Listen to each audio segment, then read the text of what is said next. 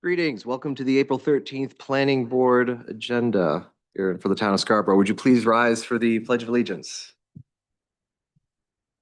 I pledge allegiance to the flag of the United States of America and to the republic for which it stands, one nation, under God, indivisible, with liberty and justice for all. All right, Doreen, would you do the roll call, please? James Hebert, Here. Roger Billy, Here. Jennifer Ladd, here, and William Sidlett. Here. Awesome. I'll start right in with item 3.1, our meeting minutes for last month. Does anybody have any comments on the meeting minutes? Everybody had? Oh, yes, thank you, Autumn. So for tonight, there are 4 members here, and the voting members tonight we're including Will Sedlak. You were promoted up from our alternate status, so there'll be 4 of us. In the event of a tie, 2-2, whatever we're voting on will fail. And also for board business, if we don't take any new business after 10 p.m. tonight. So item 3.01, meeting minutes. Has everyone had a chance to review? Any questions? No, I'll entertain a motion to move these for approval. Anybody? Second. Great, Roger seconds. Doreen? James Hebert, Yes. Roger Billy, Yes. Jennifer Ladd, Yes. and William Sidlett. Yes. Okay. Public hearings, item 4.01, proposed amendments to chapter 405 Scarborough zoning ordinance. I guess, Helen, do you just want to start? Oh, Autumn, would you please? Thank you, Mr. Chair. And before I begin, I'd like to introduce Erin Moriarty. This is her 3rd week. She's our new Deputy Planning Director. And we're very pleased to have her on board. Welcome, Erin. So this is a public hearing for zoning ordinance amendments to Chapter 405. These amendments are probably some of your largest collection of amendments to date. I believe there are 23 sections, but it has to do with consolidating our land use tables. And so this really gets back to the comprehensive plan has a vision to create a more friendly, user-friendly zoning ordinance. And so this is part of that process. We also, through the Long Range Planning Committee activities, are working on considering ways to consolidate our zoning districts. We have 25 zoning districts right now. So this is that first step to really identify what we have and similarities between the districts. This is the first time we've been able to put it in this format so we can see it. We also are going to be able to use this when we address LD 1829 and 2173 changes. So it will give us a leg up for that.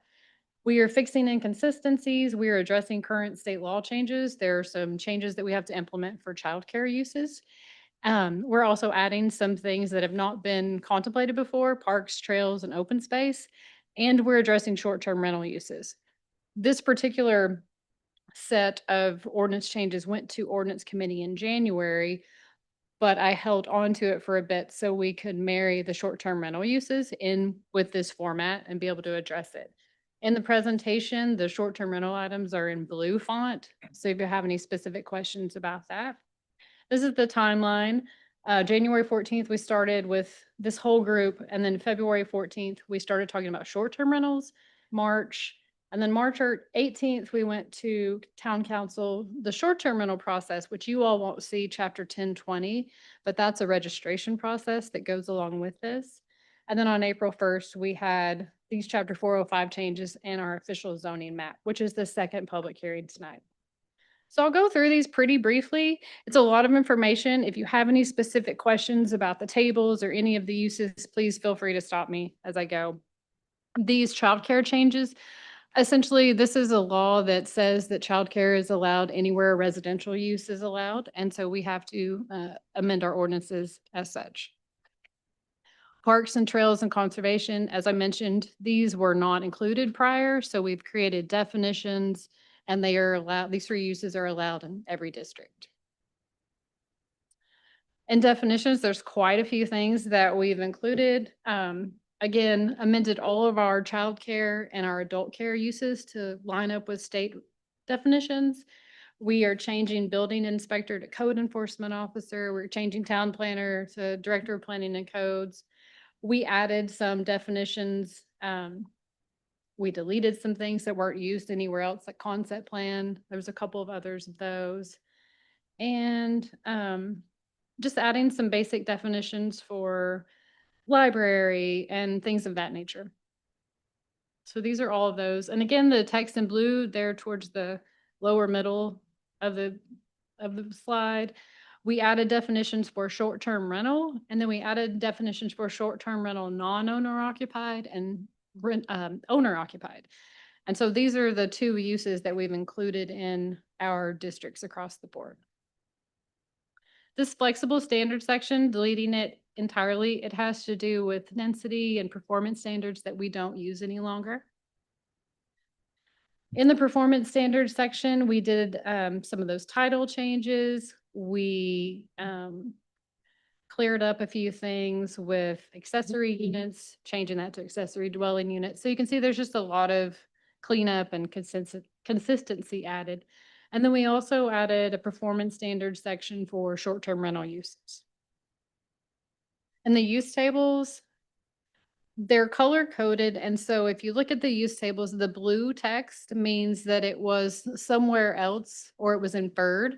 So you might find that we have several different versions of video arcade and amusement. And so all of those were consolidated into one line item. The same goes for retail sales and service. Retail sales and service, the original definition included automobile repair and car washes. But in every district, it said retail sales and service excluding automobile repair and car wash. So we separated those three things. So that's the blue text. You can see that it's somewhere else. And then the red are the new items that have been added. So again, just a lot of cleanup, a lot of consolidation of uses. And then the short-term rental uses, the way it is proposed right now, the owner occupied, and that means that the owner of the short-term rental, that's their primary residence. They can do short-term rentals with a special exception, the same way that we allow home occupations. So the special exception process goes through the Board of Appeals. And then in the other districts outside of those 5, residential districts, it would be permitted. The non-owner occupied short-term rentals would not be permitted in those districts unless they were in this coastal beach overlay zone. And that is the next public hearing, but it's roughly a half a mile from our coastline, and it follows some of the beach districts. So the performance standards that go along with short-term rentals as written is no more than one short-term rental should be permitted per single-family residential lot outside of the coastal beach zone. There's no exterior signage, and that the traffic shall not increase the volume of traffic as to create a hazard. This is the special exception process that if the way it's written, short-term rental owner occupied would have to go through Board of Appeals. And it's basically an opportunity to address the use. I think it's an opportunity too for neighbors and abutters to really find out what's happening and to see if there's going to be any issue that changes their neighborhood or with this new type of use. The next item that we did, this is an attachment, is we have 60 right now. So part of this, we consolidated all of the existing conditions that we have. This was an interesting one. We have several conditions that have to do with in existence as of this date, in existence as of this date. And then there are a lot that are really, really close. So I suspect that these will get further shortened, decreased over time, but this is a snapshot of what we have in place right now.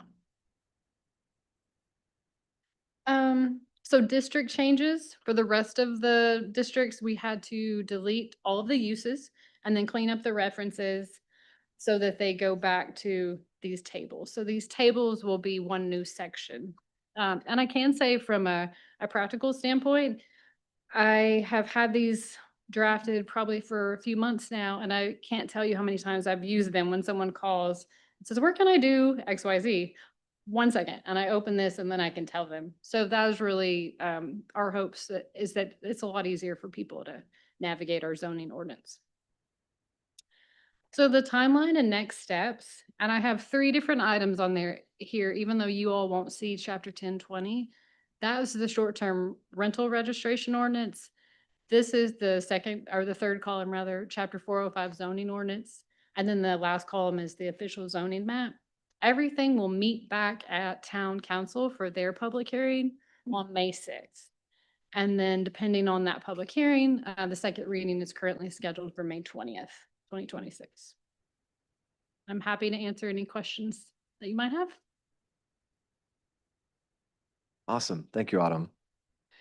Is it first we open a public comment before vote? Great. Right now, we're going to open the floor for public comment.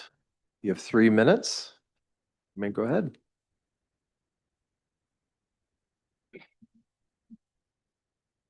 Averill Hill, Maple Avenue. I just want to thank Autumn for her hard work throughout this whole process, and also ASM Graphics for helping me create this sign.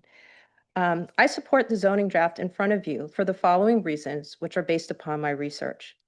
Back in 2017, Scarborough created a short-term rental / Airbnb policy behind closed doors. This policy states that short-term rentals can occur in any residential district in town, not just at our beaches. That policy was created and implemented as law without public notice, hearings, planning board review, or council involvement or awareness. This was confirmed in an email to me from the town. Our ordinance is very clear. It plainly states any use not specifically allowed as either a permitted use or a special exception in any district shall be considered prohibited in that district. Airbnbs and short-term rentals are not defined or listed as a permitted use. By allowing them in all districts, the policy authorizes what the ordinance prohibits. The town claims they are residential use, but our ordinance classifies transient guests as lodging use, and lodging is banned in most residential districts. This includes owner-occupied bed and breakfast. I've created an infographic to show you the disconnect between the unauthorized policy and current zoning, and why the zoning draft in front of you corrects this. I used our current zoning as a guide. I'm calling this the bagel loophole, because by not serving breakfast, Airbnbs are exploiting a perceived loophole. Zoning states that bed and breakfasts, again, which are banned in most residential districts, are required to have the owner living within the premises. Parking can't be in the front yard, and vehicle access generally must come from a collector. The unauthorized policy permits Airbnbs in Oak Hill as an example, and primary vehicle access is from any street. Guest cars are permitted in the front driveway, and the owner isn't required to be present or even live in the house. This also goes against our current performance standards for home occupations in most residential districts, which aren't permitted to generate an increase in traffic volume, disturb the character of the neighborhood, and must be incidental and secondary to the use of the residential dwelling. Non-owner occupied short-term rentals are permitted to be in violation of that standard. The zoning draft in front of you rightfully categorizes short-term rentals as lodging, and by doing so as written, it eliminates the problem of non-owner occupied short-term rentals in most residential districts outside of the beach overlay. It also adds definitions necessary to make conforming short-term rentals legal. For those reasons, I urge the planning board to recommend the zoning draft to move forward to a final council vote. Thank you.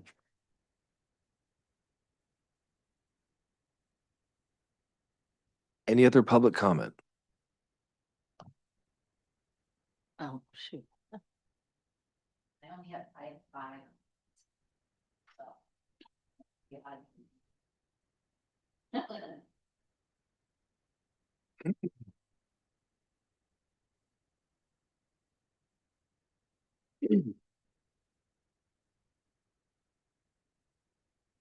My name is Suzanne Foley Ferguson.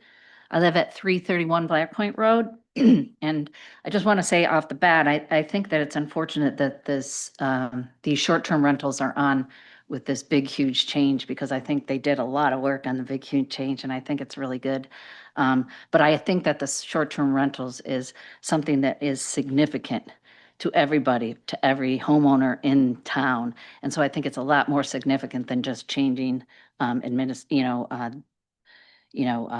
tables and whatnot.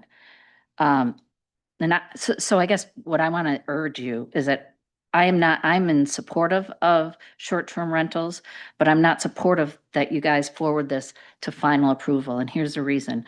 I support protecting neighborhoods, the proliferation of of short-term rentals in typical residential neighbors is a concern. It's a concern all over the state and country, actually. But the comprehensive plan discusses preferred approach to changes includes context and compatibility. And I think they've done that with the beach zones, but then it's extended up past Spurwink Road.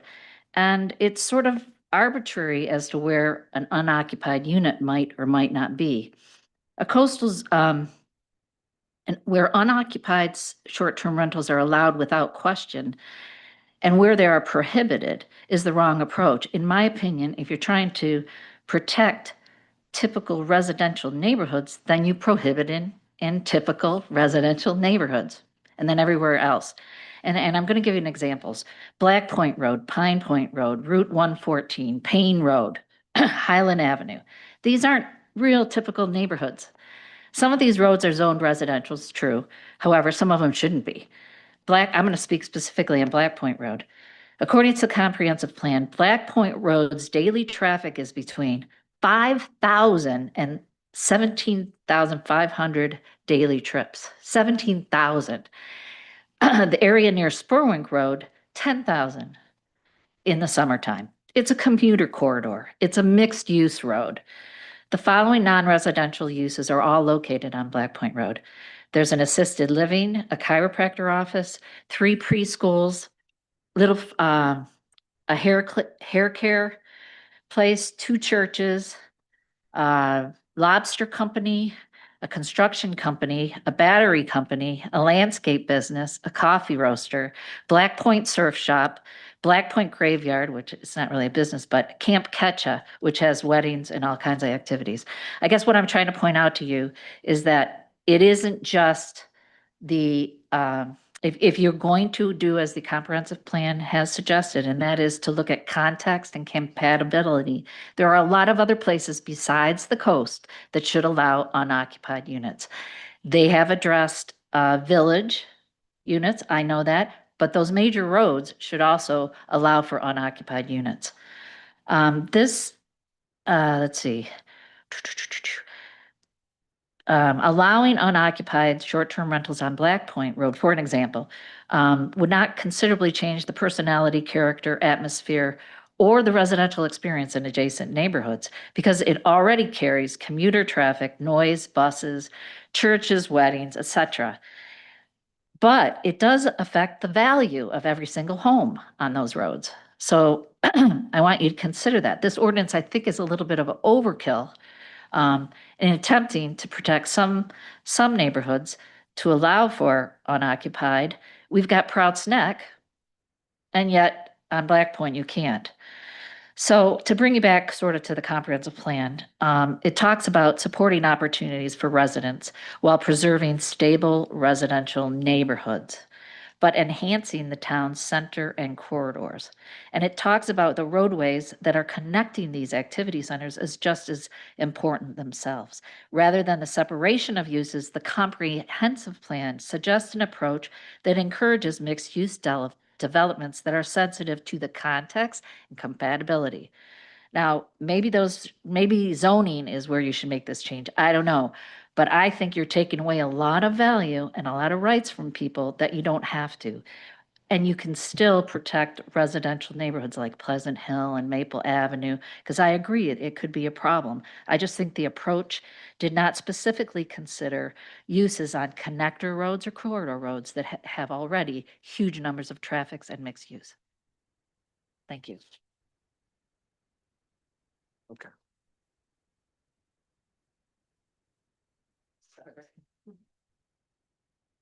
Hi, good evening. I'm Katie Foley, 7 Acorn Lane. Standing before you with multiple hats on, but first and foremost as a Realtor. I got involved in this issue right from the beginning, 3 years ago? Has that been that long? Right? And initially also as co-owner of HigginsBeachMaine.com. So our company has about 75 to 80 properties down at Higgins Beach that we manage for short-term and vacation rentals. So obviously we got involved in the conversation early on. And I'm standing before you, not because what's being proposed is going to infringe on our business, because honestly, with the way the CBZ zone is overlaid, it doesn't affect our business at all, where all of our properties will be exempt.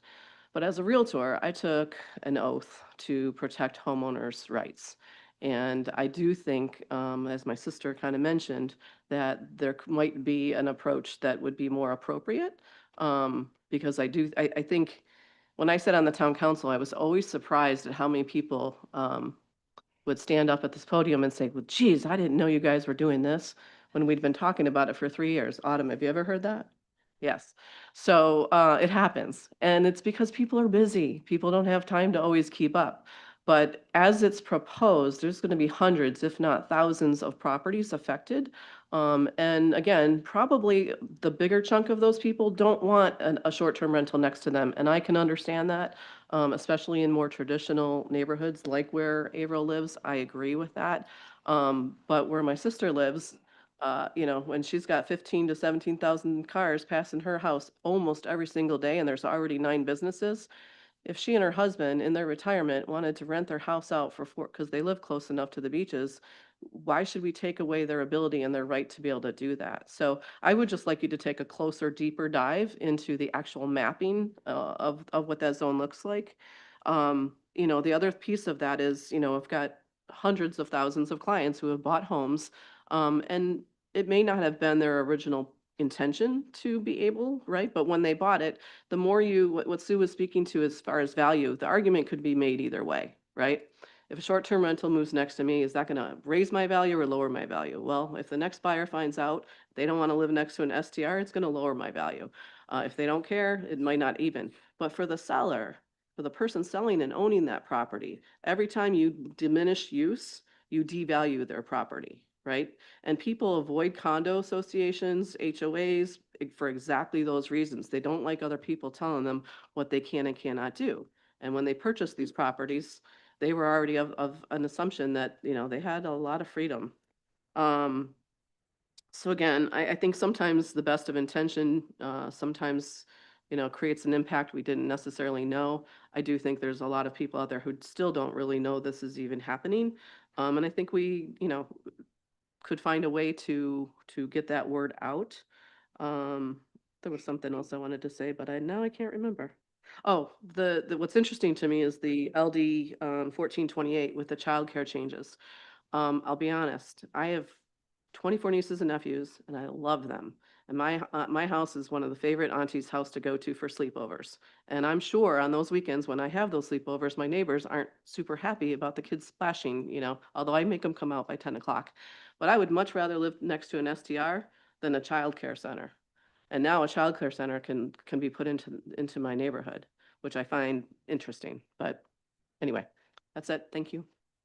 Thank you.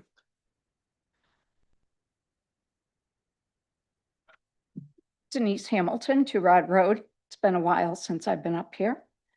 I'm just following up to previous comments I made at the town council focusing on zoning.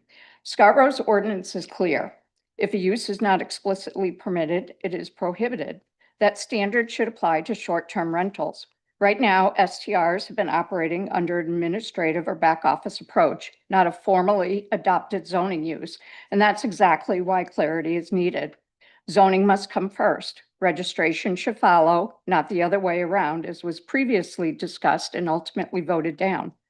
I understand the argument about property rights, but every property owner operates within limits. For example, I can't have a horse on my property because I don't meet the acreage requirement. I may not agree with it, but I follow it. The same principle should apply here. Short-term rentals are also a business use, and like any business, my husband and I have a signed business. It's a home occupation. We went through the special exception. They should be clearly defined and regulated within the ordinance. I also want to address the idea that STRs outside the beach area, as previously discussed by other speakers at town council and ordinance, are primarily for traveling nurses or families seeking medical care. Typical traveling nurse contracts are around 13 weeks, which doesn't fit the definition of a short-term rental, and many families in medical situations rely on nonprofit housing, not STRs. The good neighbor ordinance is often mentioned, but in practice, it's reactive and doesn't always resolve ongoing issues, something residents have experienced, including ourselves. I do support allowing STRs, but with reasonable limits. A defined and limited allowance for non-owner occupied STRs, including consideration of a cap. Thoughtful placement, such as the proposed coastal beach zone, and requiring owner-occupied STRs outside the coastal beach zone to go through the special exception process so abutters are aware and impacts are reviewed. Ultimately, this is about consistency, fairness, and enforceable zoning.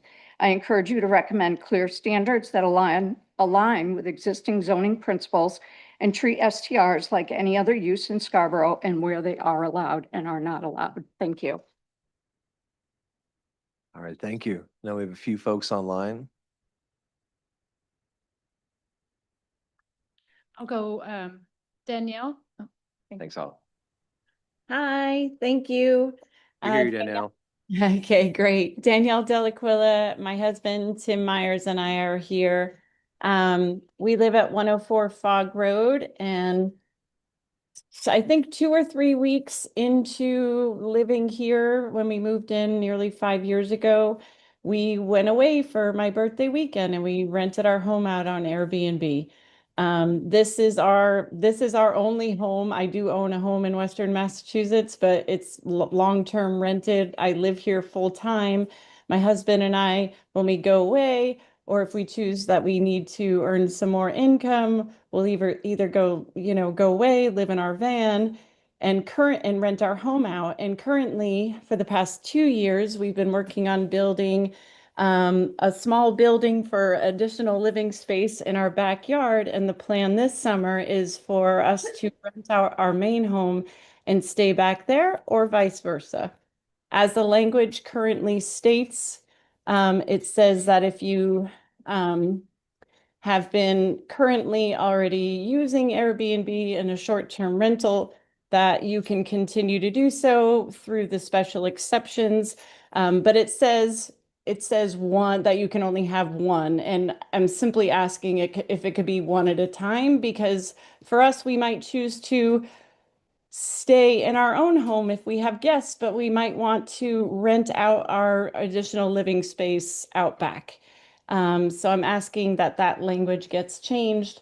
And then I'm also, in agreement with Katie and her sister, that, Fog Road, on any given day, you can count a lot of cars that go by. I'm already currently zoned for a business. I'm a functional nutritionist. I went through the planning board and had to get approval for the signage and all of that. So I'm already currently zoned for a business, and I just want those things to be considered when doing this. Particularly people, I think there's a really big difference between people who are buying up property to solely rent on Airbnb versus this is your home and you're just renting it out on occasion. I will also add, because I've been doing Airbnb for quite a long time now, I can assure you that really people talk about that they don't want people in and out, in and out, in and out, different people all the time. Living where we live here in Southern Maine, there's not really a market for full year short-term rentals. I mean, ours, we always keep open. We don't really block it off. We had one rental between Christmas and New Year's, or maybe it was for Christmas, for like 4 days. We haven't had anything since. We've had no inquiries. We've had nothing. So, we're really talking a few months out of the year where it gets a little bit busier, and it's definitely not something that impacts the neighborhood on a year-long basis. Thank you. Thank you very much. We have the next one. We have a couple more, I think. Right, Clay. Hi, everyone. Can you hear me? Yes, we can. Great. Thank you. My name is Clay Williams. I'm here on behalf of 17 Greenwood Ave down in Higgins Beach. First of all, I just wanted to say thanks to Autumn and the town staff. I think your presentation and the way that these ordinances are written, you did a great job. We've been renting our property, kind of to bounce off of what Danielle was saying. short term in the summers for just over 20 years and long term over the winter with a monthly tenant. From our perspective, our monthly tenants are actually a lot rougher on the properties than the short term renters are in the summer. We've seen things like one lady never cleaned any of the cookie trays, and there was like a solid quarter-inch of grease baked onto there. And, I'm surprised it didn't catch on fire. So I think, trying to limit negative externalities, I think sometimes long-term rentals can actually pose more impact than short-term. And I have a question. Somebody in the beginning, I think it was a public comment, brought up, classifying these short-term rentals as lodging. Would that have an impact on the tax classification of any of these properties, or is that just a terminology change?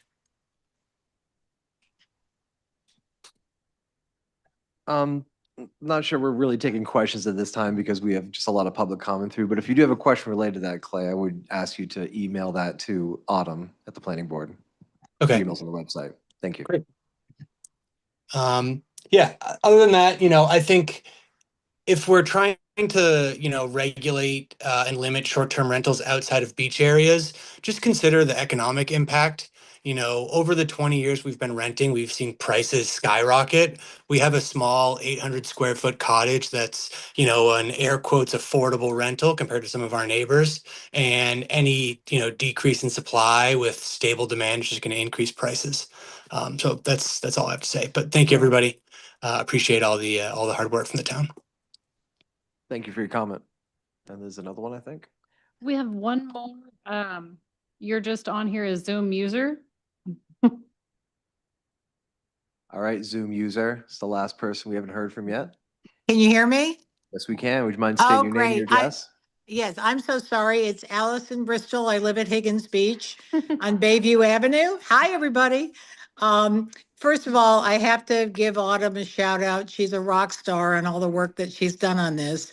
And she and I had a brief conversation this afternoon. So if I misunderstood the conversation, then disregard my comment. But like I said, I live at Higgins Beach, and the spirit of renting or short-term rentals or whatever you want to call it, it's been going on here for decades.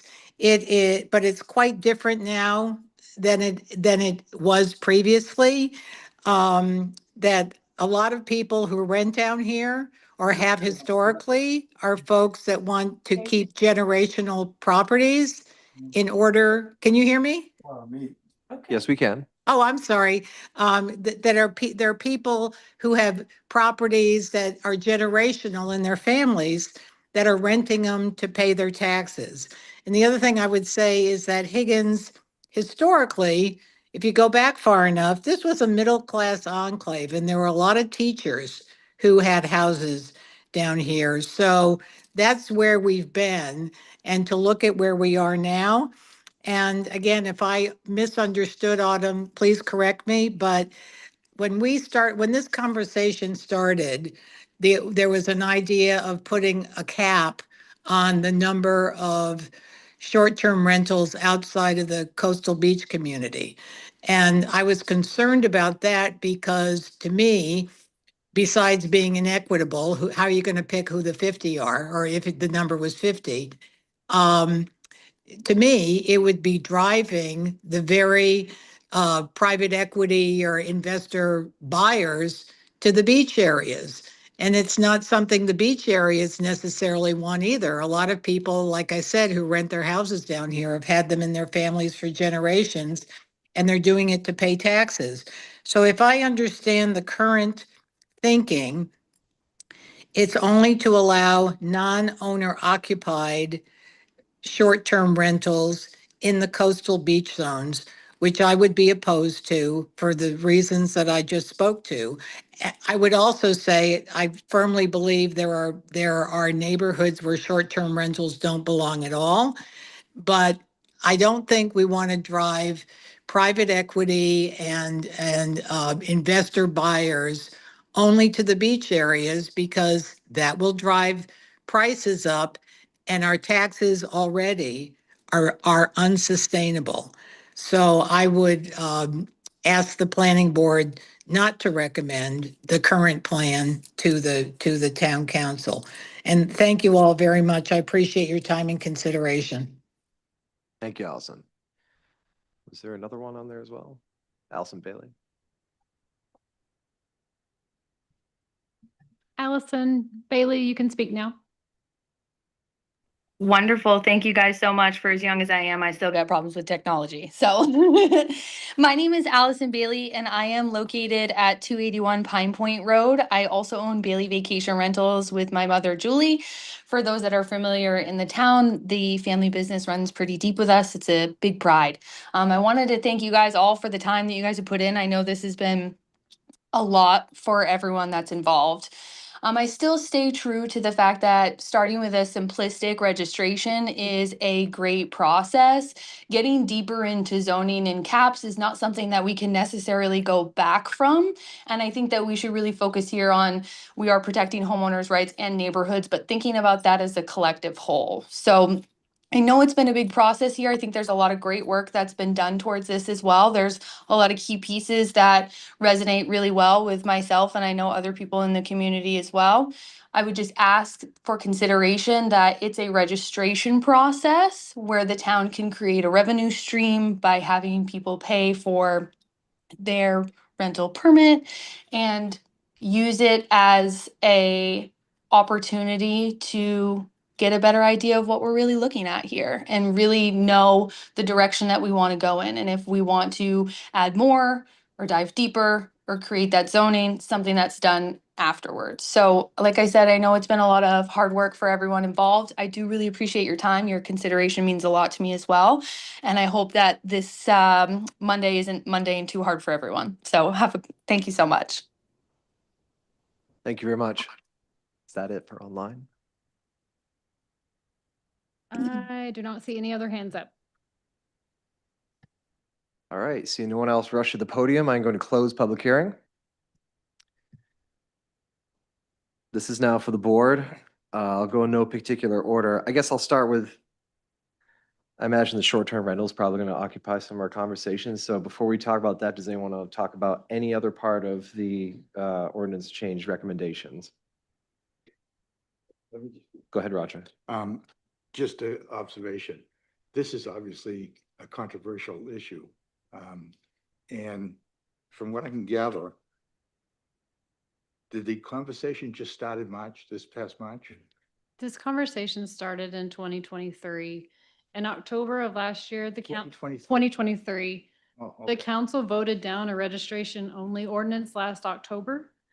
And then with the onset, and the registration ordinance is almost identical to what we have now. With the onset of 1829 and more concerns about uses and impacts on neighborhoods and more density, it came back up in their council goals this year. So, and this way we decided to add in the zoning aspect, and that's where we are. Did this go before the Long Range Planning Committee? I did. I went the first time and we didn't get, I think it went the first time. This went to ordinance committee in January and February. So this was a direct to, I believe that if I'm remembering correctly, it's been a few years. It went to long range planning and then it went to ordinance committee. It's been to 3 different ordinance committees. Nothing more. Right. Thank you, Roger. Go ahead, Jen. I have a question about whether or not, relative to the definitions for parks, trails, and conservation, can trails occur on conservation land per these definitions? Or does, They're not mutually exclusive. yeah, okay. So, Conservation doesn't imply no development whatsoever. just Right. Not, right. okay. Thanks. Cool. Other comments right now? Will? Just an admiration for the amount of work that went into this with staff. I think that I appreciate the specific enumeration about parks, trails, and conservation. And also appreciate the, I think the interest and focus on childcare facilities in the state of Maine as someone with a 1-year-old in the state of Maine and how hard it was to find childcare. And so I know there's great work being done by CEI here in the state and many others to make sure that we are filling that need as well. So I appreciate the additional guidance in the ordinances about childcare and the expansion of that across the town. Awesome. Thank you, Will. I guess I'll start talking about the short-term rental. I guess before I do that, thank you, Autumn and Angela, and planning for putting all this together. I understand that is the amount of work involved in this. Question about the in the Section 9 performance standards, the Section FF, the short-term rental occupied and non-owner occupied registration. So I understand that town council, whether they should have or shouldn't have, did not vote to include a registration in short-term rentals last year or whenever that vote was. This appears that there is a form of registration that's now back into that. And short-term rental within the town of Scarborough shall first register through the town clerk's office and shall adhere to registration requirements. So at least this way, will this at least generate a listing of all the short-term rentals? That way the town can track where the short-term rentals are? Correct. So part of this, the registration process is written so that it goes through town clerk and then it gets distributed amongst different departments. And like my department would have to verify the zoning and the type of short-term rental, whatnot. Public safety, there's an inspection component. So public safety, fire has to do a small inspection. And then there will be a list generated that will be public. We will probably pursue the assistance of GP-COG. Several of our neighbors, GP-COG has some software capabilities that make this pretty automated. And they can peruse the different listings and find out and give us contacts for the people that don't know. So I've leaned on them a little bit for notification and will continue to do so if this does get put into place. So it should be fairly straightforward, simple, and then everyone, ideally, if you were looking at a piece of property to buy, you would be able to go to this list and see what was happening in that neighborhood. Right. Great, thank you. I think it's great to have some kind of tracking registration on this because it gives us a real metric of how we can see how dense it's starting to get in Scarborough. What's the percentage of people who are actually renting versus just living here full time? It also creates a metric that someone mentioned in public comment that we can track, but also we can apply a permitting fee to. If there's going to be a lot more, you have a house for a 2 or 3 bedroom house, but instead of just 2 cars being there, it's 5 cars there on a weekend because it's a getaway. All those added cars add on for extra wear and tear on our roads and our infrastructure and everything else. So I think having this mechanism where we can track who is in town and who is here through this registration fee, I'm hoping that in the future that can be a vessel for the town to gain some financial benefit from that, where if we're having this discussion. The third part of this section, the traffic generated by a short-term rental shall not increase the volume of traffic so as to create a traffic hazard or disturb the residential character of the immediate neighborhood. How are we? I like the thought of what we're having in here, but like, how are we tracking this? I think part of it will come in when you register. You have to show how you plan to park it.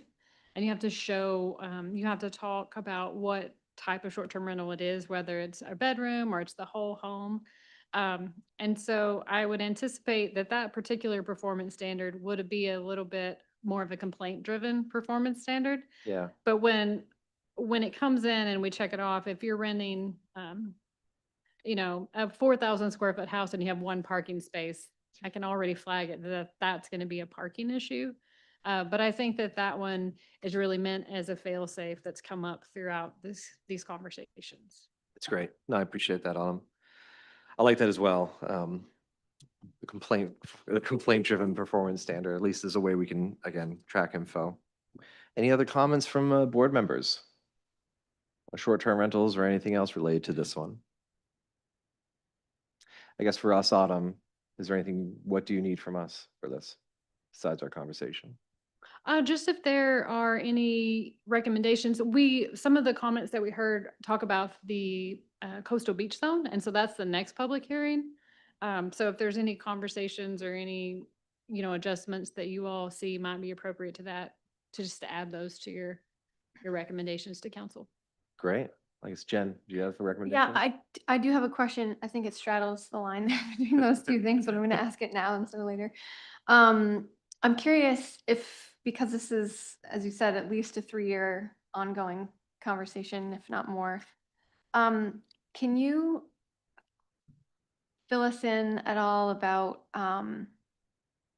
to your knowledge, has there been any conversation outside of this board about the non-owner occupied units being allowed for short-term rentals outside of the beach area? Like, have we already, is that, we heard a couple of people comment about that, and I'm just curious if that's been like, have we arrived at where we are because we've already had a conversation about that, or we haven't talked about it yet at all? We have talked about it. Yeah. We actually do allow let me share my screen. It's hard to see on this table. Oops. We do allow the non-owner occupied in other districts besides the coastal beach zone. So they would be allowed in town and village center, all the TVC districts. They would be allowed in the Running Hill district with special exceptions. They'd be allowed in the CPD district and the Higas Parkway and the B2 and B3. So we've really limited them to special exception in the traditional residential districts and then the village residential districts. That has been part of the conversation, just wanting just maintain the character of those neighborhoods. But we also understand, to Ms. Bristol's point, we don't want to drive everything to the beach as well. Right. So there are other places. areas, yeah. Because I don't know, I know that like, we don't, like, I don't own one of these. It's not necessarily personally relevant to me, other than we do rent them sometimes in other places. And like a lot of times, depending on where you go, you might be, maybe someone's coming here to visit the beaches, but either inventory is booked or they're not coming for the beach. Or they're coming for the beach and they don't mind being located somewhere else. And so I could see there being a market for that too, outside of that zone. So I was just curious about like the conversation that's happened to date already. So thank you. Go ahead, Roger. Question for Autumn. For instance, Higgins Beach, I know that there are some property owners down there who own multiple units for short-term rentals. And they don't necessarily occupy the particular, they only maybe live in one of them. In fact, they may not even they may live someplace else in town. How would they be affected by this? They would be required to register, but Higgins Beach is in that area that you can do non-owner occupied, no Okay. matter the zoning. So, and just to give you a little background on the reason we had to create this overlay is because our zoning is the same in the beaches as it is west of the turnpike. We have a mixed bag of zoning all over. Some places might have a beach zone district. We do have Higgins Beach character, but the other zoning in the area matches what we have elsewhere. So we had to come up with some way, because from the inception of this, there was an acknowledgement that the beach communities have been doing this for decades. And so that was the way to create this ability for them to do the non-owner occupied and owner occupied versions. Okay, now what about if somebody were to buy a number of units, say at the Downs, Mhm. for that purpose? Mhm. How would that be handled? They are in the area that can do non-owner occupied as well. So if somebody who lives, say, in Portland, can come in and buy 3 or 4 units in the Downs for the purposes of short-term rentals. The way it's written now, yes. Okay, So they could do non-owner occupied in the Downs, the town and village center. So a lot of areas along Oak Hill, Route 1, and then in the Higas Parkway district, and then the B2 and B3, which is our Payne Road corridors. and finally, is there any definition for, say, who owns the owner? For instance, not some corporation or some business entity coming in? There's a definition, but it doesn't differentiate between a human or an entity. for the non-owner occupied. Define, so owner occupied, that's your primary residence. That would be, say, where your driver's license is from, where you're registered to vote. You are an owner occupied unit. Even if you choose not to live there for 6 months of the year, maybe you go. But if you're non-owner occupied, that's not your primary residence.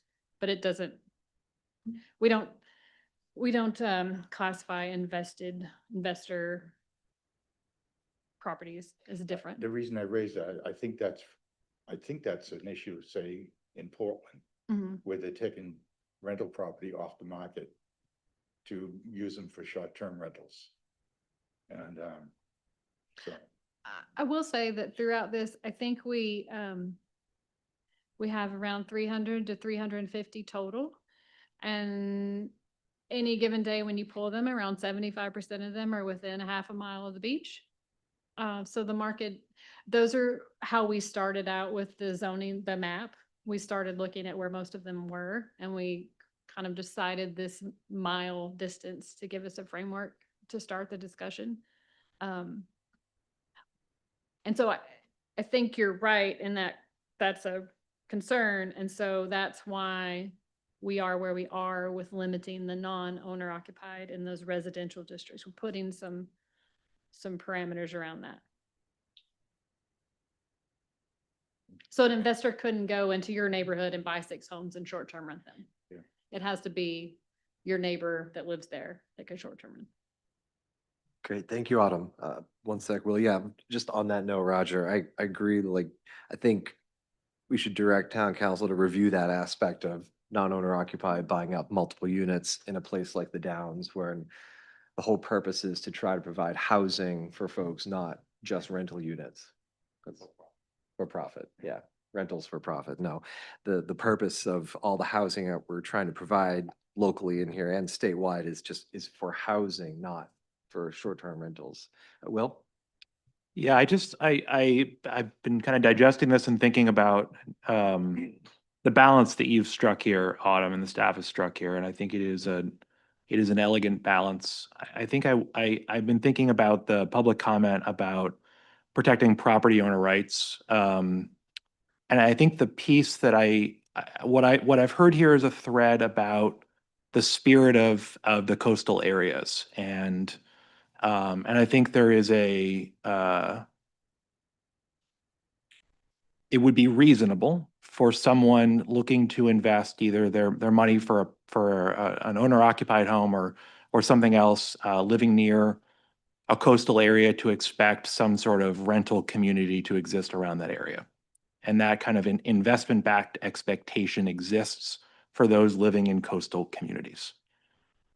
I hear the question about private equity, and I think I think if that is a genuine concern, it is a genuine concern for me broadly about the new state laws and the impact it'll have around housing broadly in Scarborough. But I do believe that this allows for folks who exist in areas that don't have the long time spirit of rentals to have their property rights protected as well, or at least the expectations that they undertook or they purchased at the time of their purchase. And I think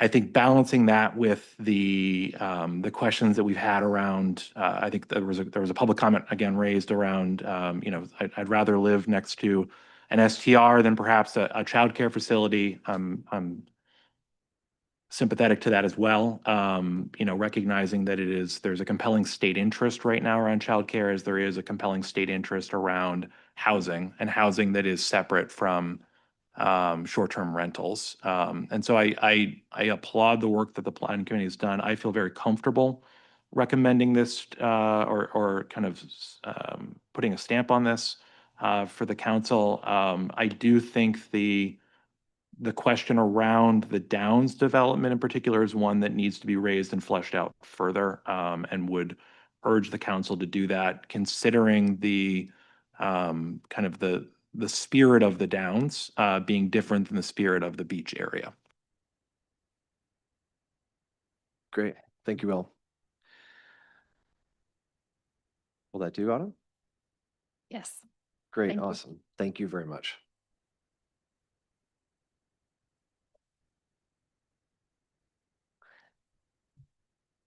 All right, moving on to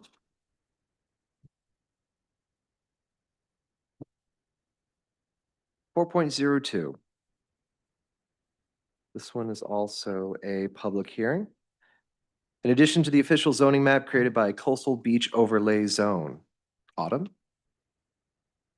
Let's get everything turned back on.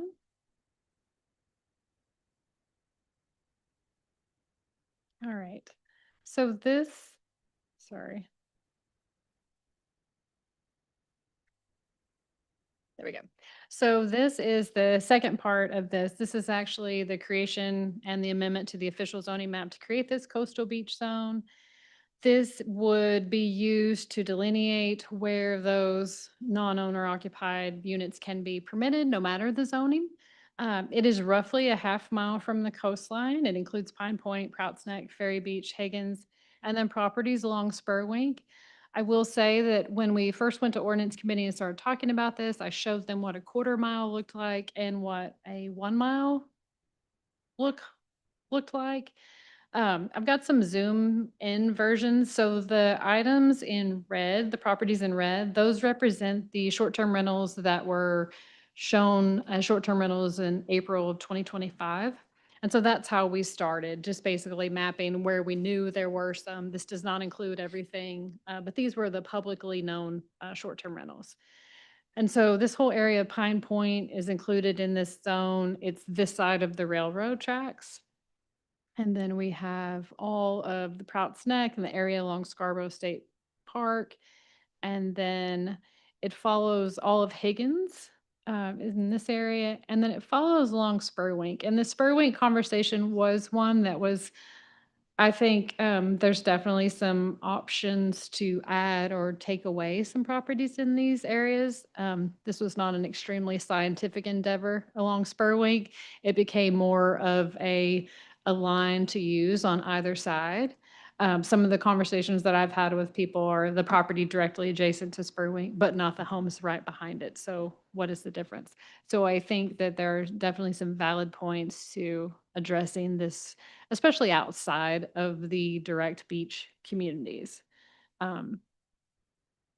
This one follows along the same timeline. This meets back at council on May 6th as well with the chapter 1020 registration ordinance and then chapter 405 changes.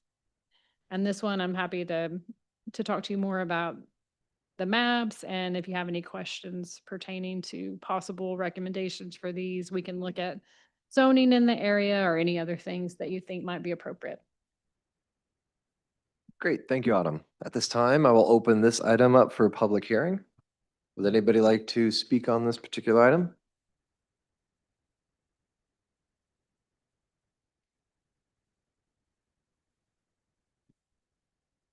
Hello again, Katie Foley, 7 Acorn Lane. Couple things. One, Autumn, that was enlightening because some of those, I mean, I know it's been a lot of information and your work has been incredible and all of those overlays. But I know we had several speakers speaking specifically about the Downs because they own short-term rentals in the Downs. I was of the understanding that they would no longer be able to do those. You're saying now they absolutely can. And it sounds like there's several other zones that it may be applicable to, which is great. I need to do my better homework, so I own that. But I wanted to answer or just address, Roger asked the question about the long-range planning and whether it had gone to them or not. I would say, yes, over 3 years. At one point it did, but not in its current form. So I think that was a great question, and I think that actually it deserves some vetting there in its current form, because the current form is really what we're looking at, right? Not what didn't pass in the past. I wish I had my data with me, because I also was going back and forth with Autumn a bit on like how many short-term rentals do we actually have? Like, what's the problem? Like, where's the problem? What's the problem? Where do they exist? And it's really hard. So I spent 8 hours one Sunday afternoon. I just had surgery, so I had some time to sit with my laptop, and trying to figure out like where they are. And when I started aggregating the data against what Autumn had gotten from JP Cog, it ended up, Autumn, correct me if I'm wrong, less than 3% of the homes were, she's agreeing with me, were STRs. So part of the conversation all along has been, what problem are we trying to solve with by adding this CBZ overlay? And again, I would still argue there's a lot of folks out there who don't know, and maybe some of the areas that I'm concerned about aren't going to be as affected because maybe they're actually okay. I know it still affects my sister, and where she lives on Black Point Road. Again, she's not in a traditional neighborhood, and I would think somebody on that road where 9 other businesses are operating should have the option. Not that they all want to do it, but again, the freedom to have the option to do it if they could. And then I thought there was one other thing. I was just trying to comment. I think that's it. But I think that was a great question, Roger. I think it could still be vetted further. And, really what we were hoping is, let's start just with a simple registration process. It's going to be a pain in the butt for my business. It's going to add expenses to us. That's okay. We'll go through it. We're already figuring out, we already do all the safety stuff they ask us, or they're going to be asking us to do anyway. But to your point, James, if we start with the registration process, now we know what we actually have. If we had just done that 2 years ago when this conversation started, we'd actually have data in our hands to make better decisions. And that's been kind of our concern all along. It's like, we don't even know what problem we're solving. Is it 5 houses? Is it 100 houses? We don't really know. So thank you. Any other public comment? Can we put up the map of where you were cog, where they have, because there is somebody on Black Point Road who already, if you can see on the right-hand side, that somebody already has apparently done short-term or a rental, where that red spot is in the yellow, is that correct? Okay. In any case, the more I listen to this, the more frustrated I'm getting.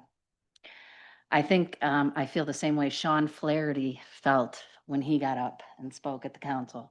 And that is that you keep talking about the spirit of the Black Point, or spirit of the whatever neighborhoods or whatever. I know what the spirit of my Black Point Road is. It is a chiropractor's office, 3 preschools with cars backed up every morning and evening, with buses that stop every morning and evening, a camp, a hair care center, 2 churches, a lobster company, construction company, a Black Point surf shop, Black Point grape. I don't disagree that the coastal communities, the spirit is short-term rental. But can you put up the map again of not of that one, but of the actual zone that is suggested?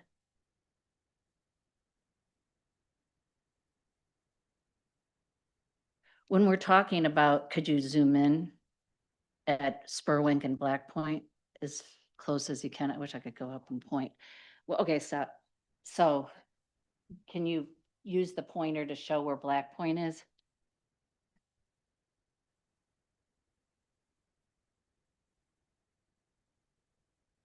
It's actually back. So to say that all of those folks along Spurwink Road that have 3-car garages and are on larger lots than mine and have all kinds of, and Prout's Neck, they will be allowed to have unoccupied. And there is one on, by the way, Spurwink right now that rents out for $25,000 a week on Spurwink. Kate, I don't see Black Point Road on there. Is that, can you point to it? Okay, so there's my house right where the pointer is. And if you don't think I thought about my rights and my value of my house And when I purchased that property, I sure as heck did, because when I purchased in the 90s, I almost bought at Higgins, I almost bought at Prouts Neck, but I said, this is close enough. So I think when you keep talking about the spirit of thing, I understand this, but we're not done. And I think this basically takes away rights of people that in an area that is already business zones. I hear weddings across the street from my house till 10:30 at night on Fridays and Saturdays in the summer. There's 5,000 cars that go on the average day to 10,000 cars. I really would hope that you would consider that there are other areas besides zones, like these connector roads, that are appropriate for not unoccupied uh, rentals, short-term rentals. Certainly more than the Downs in some ways. The Downs is a mixed-use zone, but it's considered a residential neighborhood. This is a drive-through corridor. They classify it in real estate terms, they classify it as a double yellow. Is that what they call them? The speed is 35 miles an hour. This is not a residential zone. So even if it is so I guess I would consider, or I hope you would consider that there's a lot more work that needs to be done in terms of where it should be allowed. That's all I'll say. Thank you. Any other public comment? All right, I'll note that we received a letter from Mr. Sean Flaherty. We'll enter that. That is entered into the record. Yes, Autumn? Is there someone online? Great. Let's bring him in. Is it Danielle? Danielle? Go ahead. Hi, thank you. I totally agree with, I think Katie's sister is Susan, is that right? I'm sorry, I'm forgetting her name. Katie, I have seen that rental, or Susan, I've seen that rental too for $25,000 a week. I think it even goes up in the summer to $40,000 a week, which is insane. Um, and I think that, some of these sort of lines are a bit arbitrary, and I understand that we need to protect our neighborhoods, that we need to protect housing, that we need to protect people, and the surroundings. But I just think that some of these things are arbitrary. And, I don't know why a half a mile versus a mile from the beach got um, changed. And, if that's reconsidered, is that a half a mile as the crow flies? Is that a half a mile via a road? Um, so yeah, so again, just continue to have the conversation and think about, why these things were put into place in the first place and how. Thank you. Thank you.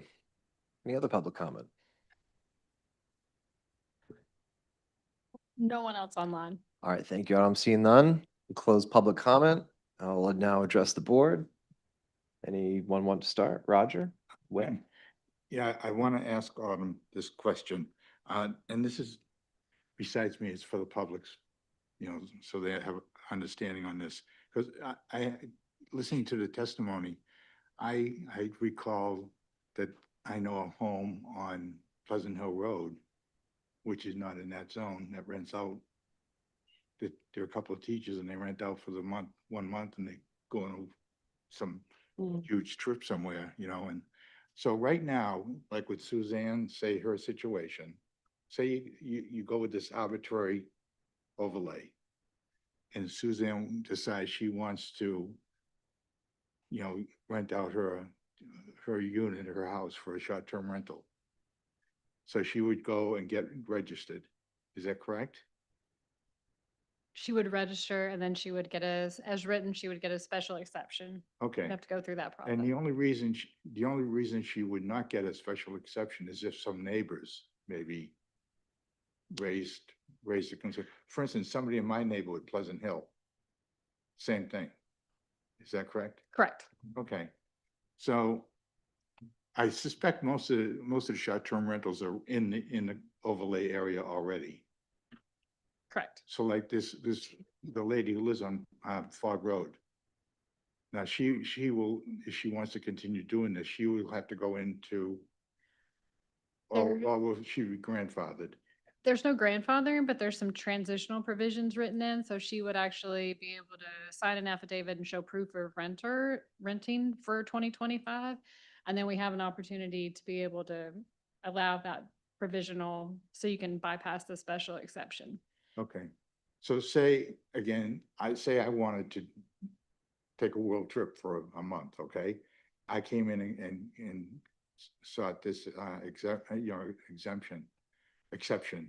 And none of my neighbors had any problem with it. I could go ahead and do that. Is that just a one-timer, or is that something that once you get registered, it becomes something you can do all the time? You would have to get the special exception just once, and then you register every year. And so you would do your renewal. So it would behoove you to continue to renew that, even if maybe in 1 year you didn't rent out, because you don't want to lose your special exception because you haven't done it. Even though I'm not really sure that you would once you have it.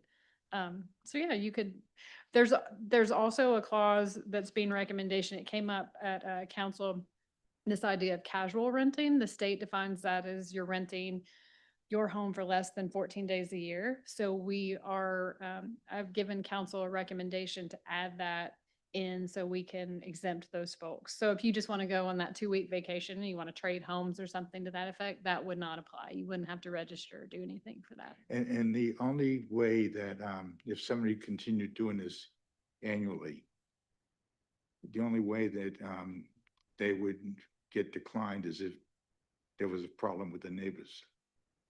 Enough so that whoever's making these determinations could say, we just like, when somebody wants to get a liquor license, a business. Right. It would have to be, we would have to have a lot of complaints for that registration to come up with an issue. The special exception process is an extra process, that's put on the owner occupied homes as it's written now. But that has also been contemplated on both sides. Should we leave it? Should we take it away? So it's by right for the owner occupied, because we're already limiting the non-owner occupied. So that's been contemplated and talked about with council as well. So I'm interested to hear you all's opinion on that aspect of it. If you think the special exception is appropriate for this. It came up because ordinance committee wanted to talk about this and treat it the same as home occupation. So home occupations do require a special exception, treating it that way. That's something that I think would be helpful for council to have you all weigh in a bit. This idea of this overlay, it could be that we remove all of the areas outside of the compact beach locations. It could be that there are corridors that are added, and it could be that it stays the same as zoning. And maybe when we look at, in the next few years, we're going to have to be looking at zoning and how the new laws affect. It may be that some areas are rezoned. R2 along Black Point Road is probably not an appropriate zone because it's not an R2 neighborhood. Totally acknowledge that as fact, but our zoning map says it is right now. So it may be that truing up some of those things corrects some of these in the future as well. And lastly, you said this, first was before the Long Range Planning Committee back in 2023. Now, you weren't here then. I was. I Oh, you- started in August of 2022 and I started working on this in January of 2023. Was there an issue that raised this? This came up originally with the idea of LD 2003 and accessory dwelling units. Yeah. And I think it was born out of some misunderstanding about accessory dwelling units and short-term rentals. We actually already allow short-term accessory dwelling units and prohibit short-term rentals in those units. So I think there was some concern we were going to get a proliferation of it. We did a lot of community meetings and counselor corners and things like that. And there were some concerns and some non-concerns. And again, to everyone's point, if we had put a registration ordinance in place at that time, we would have the data that would be amazing to have to see what our problem is. So now we're kind of doubling down and trying to get data and prevent a future potential problem while still maintaining some sense of fairness throughout the community. So we're kind of in a bad spot because we don't necessarily have the data that it would have been nice to have to contemplate these potential issues with these state law changes. When this came up again in council goals, they wanted it to go straight to ordinance committee, so it did not go back to long range. Okay, thanks. Thank you, Roger. Will?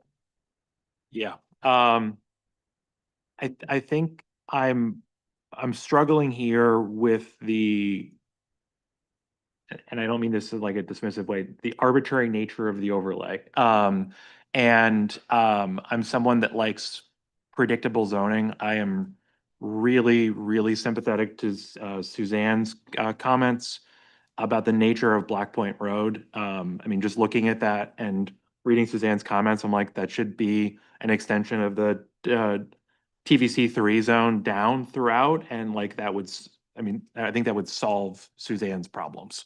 And I think it's a worthy problem to solve because it doesn't make sense. And having the weddings there, having the coffee roaster and everything else, I think there is, and as I look at this, I think about the TVC delineation and kind of I'm gonna use the word spirit again because it feels like a Monday word for today, but the spirit of the TVC districts.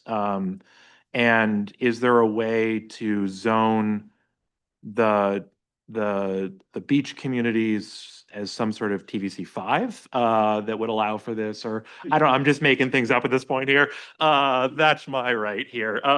But I think, and then I go to like, how would that sit in Proud's Neck? How would that sit elsewhere? And like, what's the thing we have to balance there? But I mean, just to propose an alternative to I think the coastal line drawn in, is there a way to make it the head of tide line drawn out, so it would encompass a buffer beyond, like into the marsh out, which I think would also accomplish the goal of allowing things on Black Point Road. And at this point, I'm just spitballing. So I'm going to acknowledge that. But I think this notion of there is economic value to people wanting to be next to, in Scarborough, salt water or brackish water of some variety near it on their vacation, that is different from them wanting to be next to, say, Finnard Brook over on the west side of the highway. If somebody wants to come on vacation to Finnard Brook, come hang out with me. You sound like an awesome person. But I think there is like this line, and how we're defining it is like this, we're trying to capture something. And I don't know if that I'm not gonna like there's like an ocean law specific term that I'm not going to use, but like the beach line in captures that same spirit. And if there's, and maybe it is the need to rezone some sections, maybe it is, it's the marsh and the coast with a buffer out. And that's what I got. So thank you all for listening. Hey, that was well said, Will. That was good. That was good. Yeah, smell test. My thought on this before I go to you, Jen, just on that thought, Will. I think special exception does make sense here, at risk of putting more work on my former colleagues in the Zoning Board of Appeals that I spent over 7 years with, and how arduous it is a lot of times with those applications that come through. I think in lack of,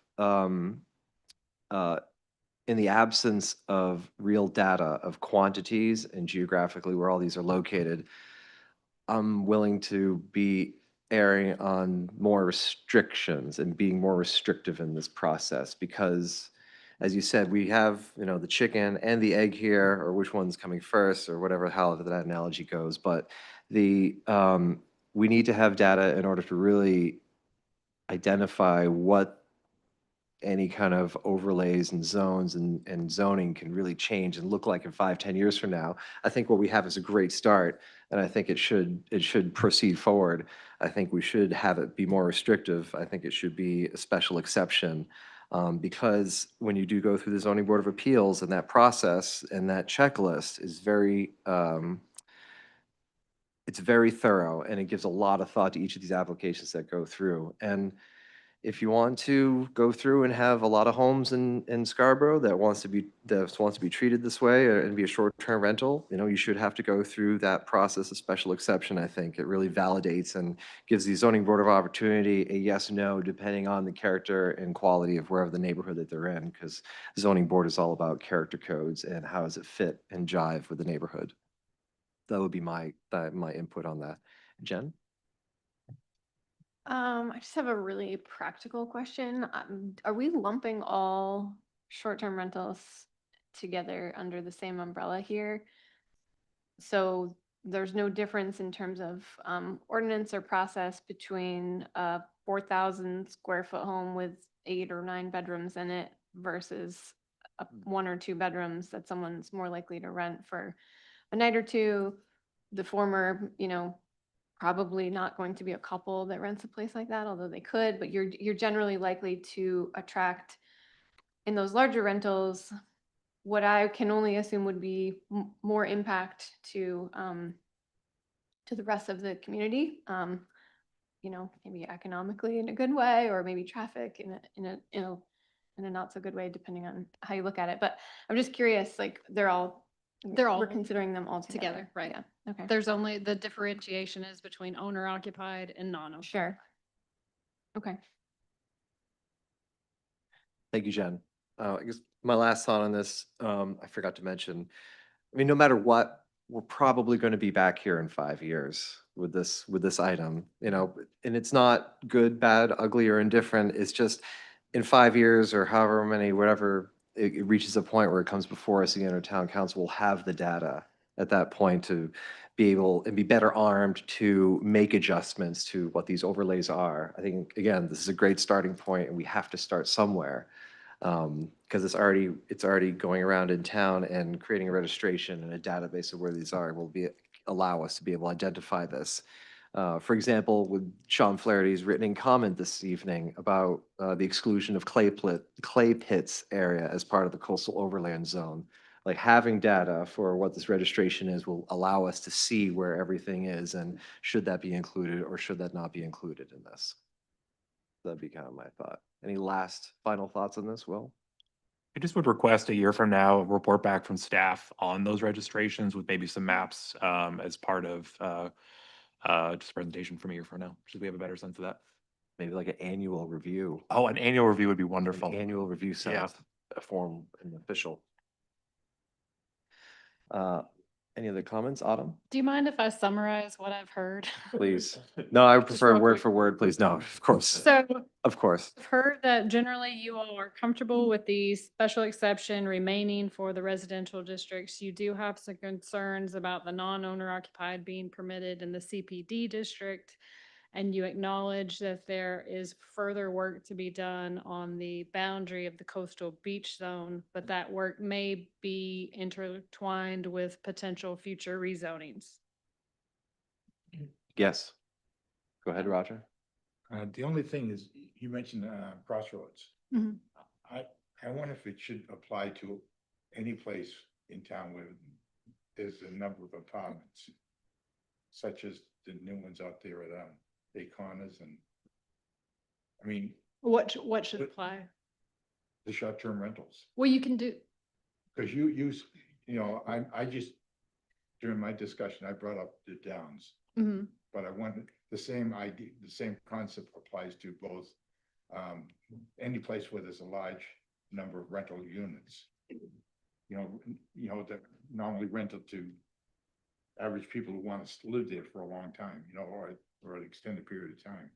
So instead of just targeting the Downs, should that be applied to any, to not allow short-term rentals. no, the same principle that we're talking about the Downs. Have that applied to like I can't think of the name of the place. Oh, none such river apartments, okay? It's all by zoning. Oh, okay.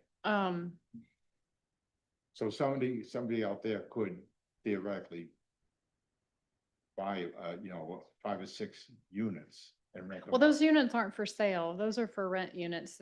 That's property that managed. So in the downs, you would be buying a Yeah. condo. You wouldn't be renting, you wouldn't be That's right, short-term yeah. renting an apartment. You Yeah. would be buying like one of the tiny homes, Yeah, or you'd be buying a condo unit or a single family. that's right, unit. okay. But That's it good. is a district that there is a lot of rental, and that whole idea of having people in and out is kind of normal and much Plus the it's same way. TVC too. Right. Right. Forget everything. I think. Okay.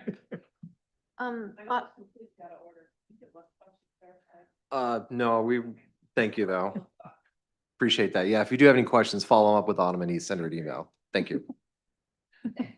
I do have a question. I know we're calling this, at least as proposed, it's the coastal beach overlay zone, which I think makes sense given what we've talked about here, because it is only a zone over the coastal beach. But I think some of the conversation has focused around either other parts of town or extending this hypothetically up Black Point Road, which, you know, beyond a certain point is maybe not coastal or beach. And so I wonder if, and also second part to that question is if this overlay zone, the only purpose of it is to cover for short-term rentals, and it will not be used to implement like density or impervious area or anything like that. Perhaps a different title might be more appropriate, in which case if it gets expanded or changed or replicated elsewhere in town, it would be relevant there. That's too. a great point, especially if we add areas. Yep. Great, It thank you, It Jen. would also be more clear for people that are looking at it than just like coastal overlay zone, like, okay, maybe it floods here. I don't really know what the point is, but like short-term rental overlay would be really clear. Yes. I think I was originally trying not to call it a short-term rental overlay because you can do short-term rentals everywhere. Sure, sure. That's why I think it came up, We're gonna but come up yes. with a great name, Autumn. Yeah, just a Awesome. suggestion. Are you all set with this one, Autumn? All right, great. Thank you, everybody. Time for break. We're gonna do one more item and then we're gonna do a bio break. So we're gonna go on to five. I didn't have my microphone on, excuse me. Usually we take a break around 8 o'clock, but I'd like to get through one more item. This is a consent item 5.01 before we take a break. Consent item, Goral Palmer on behalf of HPB Apartments LLC, Pageside Heights, is requesting a site plan review for a proposed 24-unit residential development with associated parking, utilities, and stormwater management infrastructure located at 17 Broad Turn Road, Assessors Map U034, Lot 28. Helen? Thank you. So you covered the highlights. The board has seen this a couple times before. Formerly Burnham Heights, this is Pageside Heights. It'll be a 24-unit multifamily development in the rate of growth area 2, as it's in the TBC district. And this was moved forward as a consent item from the last agenda, and we've received confirmation from the applicant that they'll be receiving their DEP permit soon, which was the only reason it was held over initially. So staff doesn't have any issues as it stands now, but the applicant is available if there are any questions. All right, thank you, Helen. First, I will open this to public comment. If anybody has any public comment, you have 3 minutes. There's no one here. Is there anyone online? I don't see anyone online. Okay, seeing none, public comment is closed. Any comments for the board before we vote on this? Yes, Will, go ahead. I just, I appreciate, and I'm sorry for missing the last meeting. I appreciated the staff comments around the salt reduction narrative and the salt management narrative and the addition of boulders as a requirement for meeting this. I do want to reflect a continued concern about this property and ongoing enforcement, or at least just a better understanding of how salt reduction and salt management is handled, and perhaps another report back for this this committee is just I worry about Phillips Brook and you know, the kind of the tributaries in my day job. The Presumpscot River is looking very good. The tributaries of the Presumpscot River are not looking as good. And as we think about The Tribs in Scarborough and Phillipsbrook in particular is, I think it's worthwhile for us and the Conservation Commission both to make sure we're keeping an eye on this and getting regular reports about salt reduction and salt management. That's what I got. Thank you, Will. Anyone else? Okay. This is just a straight vote now. I believe so, yes. All right, Dorian, why don't you call the, oh, I need to read the motion, right? Yes, Nice try, Gideon. I know, I tried. Where is it? Right here?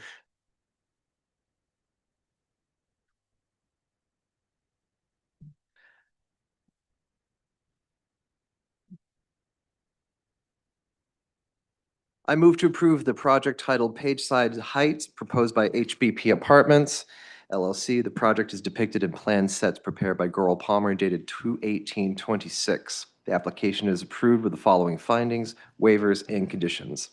Findings.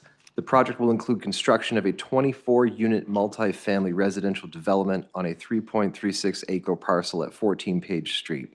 This property is located in the TVC zoning district. The planning board finds the project meets the requirements of the site plan review and zoning ordinances with the following waivers and conditions. Waivers. The applicant has requested a waiver from the driveway separation requirement of 105 feet. Diner Drive, the abiding driveway, has a separation of approximately 31 feet. The planning board has granted this waiver as permitted in section 4A13E of the site plan review ordinance. Conditions. Prior to the submittal of a building permit, the applicant shall A, address the comments in the memo dated 4/13/26, B, address traffic comments in memo dated 3/5/26, C, address engineering comments in memo dated 3/2/26, D, Scarborough Sanitary District requires an engineering study confirming the viability of the proposed sewer connection. Provide confirmation from SSD that they have reviewed the study and do not have any remaining concerns with the project moving forward. E, submit estimate for sidewalk fee in lieu to town engineer for review and approval. F, based on results of traffic data provided under B above, off-site improvement plans related to shoulder widening on Broad Turn Road will be required. G, public safety has confirmed the new building will be addressed as 14 Page Street. Coordinate with public safety on addressing for individual units. H, address the planning board comments discussed at the 14:30 meeting. This includes, we didn't have any comments on this. I, provide the final full plan set to the planning department. This shall include all site and civil plans, landscape plans, lighting plans, and architectural renderings and elevations. J, provide formal approvals with the Scarborough Sanitary District and Portland Water District. K, execute and record a stormwater maintenance agreement with the town. The form of the stormwater maintenance agreement is located in Appendix 1 of the Town of Scarborough's Chapter 419 Post-Construction Stormwater Infrastructure Management Ordinance.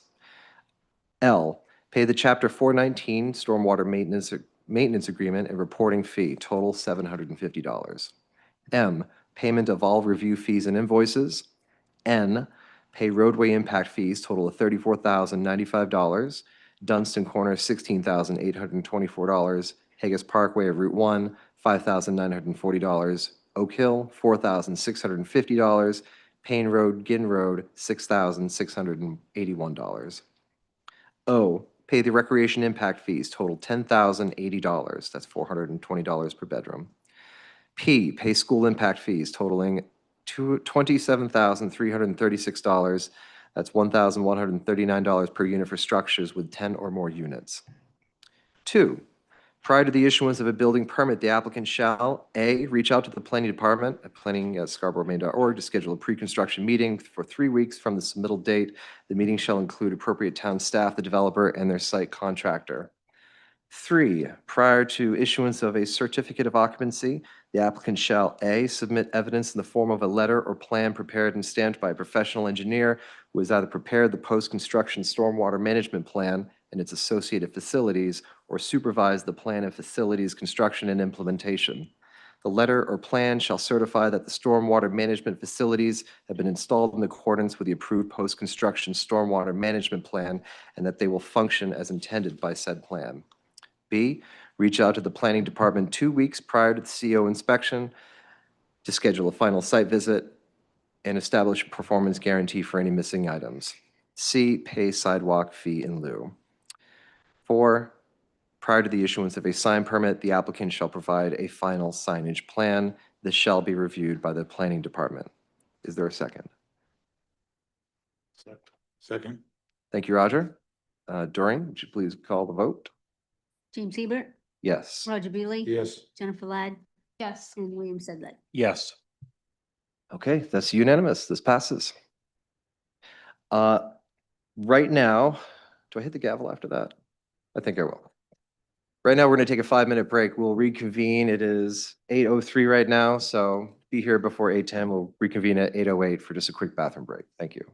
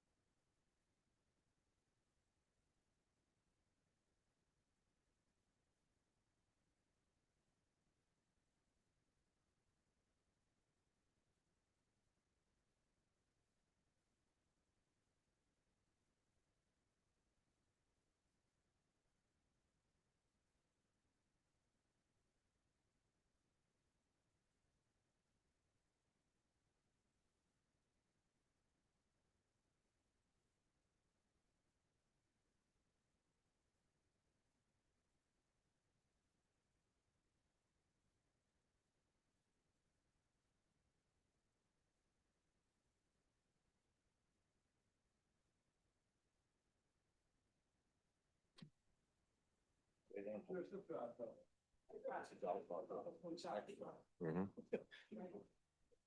All right, welcome back. Thank you for the break. This is now items for consideration. 6.01, Sebago Technics on behalf of NLM Enterprises LLC, Tower Lot Subdivision, is requesting final subdivision review to subdivide the property to create 23 house lots located at 19 Elmwood Avenue, Assessors Map R057, Lot 3. While the applicant's getting set up, Helen, would you give us a brief? Sure. So as you mentioned, this is a 23 lot conservation subdivision that's been before the board a few times now. It's a 16-acre parcel in the R2 zoning district. It's in the rate of growth area 1. And a little bit of background history. It first came before the board as a sketch plan in January of 2025, then as a preliminary subdivision a couple of times over the course of the year, and then the preliminary subdivision was approved in December of last year. And we have the subdivision here for your reference, and the applicant is available for questions. Great, thank you, Helen. Does the applicant like to say anything at this time? Sure. My name is Chris Taylor, professional engineer with Sebago Technics on behalf of the applicant NLM Enterprises. The plan before you for final subdivision is very similar to the one that was submitted for preliminaries. We cleaned up some of the comments that were outstanding in preliminary subdivision, town staff comments, engineering review comments. But the lot layout is the same. We provided some boulders around the wetlands, kind of additional description for the access to the stormwater basin that was discussed previously. There's an easement proposed for the driveway off of Elmwood that goes to an abutting property owned by Chiazzo. They've kind of come to an agreement so that there's an easement in place that's shown on the final subdivision plan that's been incorporated into that residential calculations. The other thing that we did from between preliminary with the last time we were in front of the board was looking at the offsite traffic and traffic calming through the Maple Avenue neighborhood.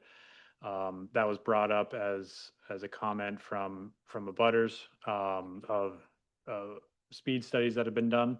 So we took a look at that. We worked with staff. They sent over speed studies that the police department and the towns conducted. There was a speed study conducted on Leighton Farms Road itself. That one was conducted, I've got the date here. Give me 1 second. Too many papers. In the fall of 25, and how we look at these primarily in terms of if there's speeding issues or not is the 85th percentile speed, meaning that the speed at which 85% of the drivers are traveling or less. The 85th percentile speed on Leighton Farms Road was 25 miles per hour. So that's the speed limit of the road. That indicated that there really wasn't a speeding issue where the speed study was conducted.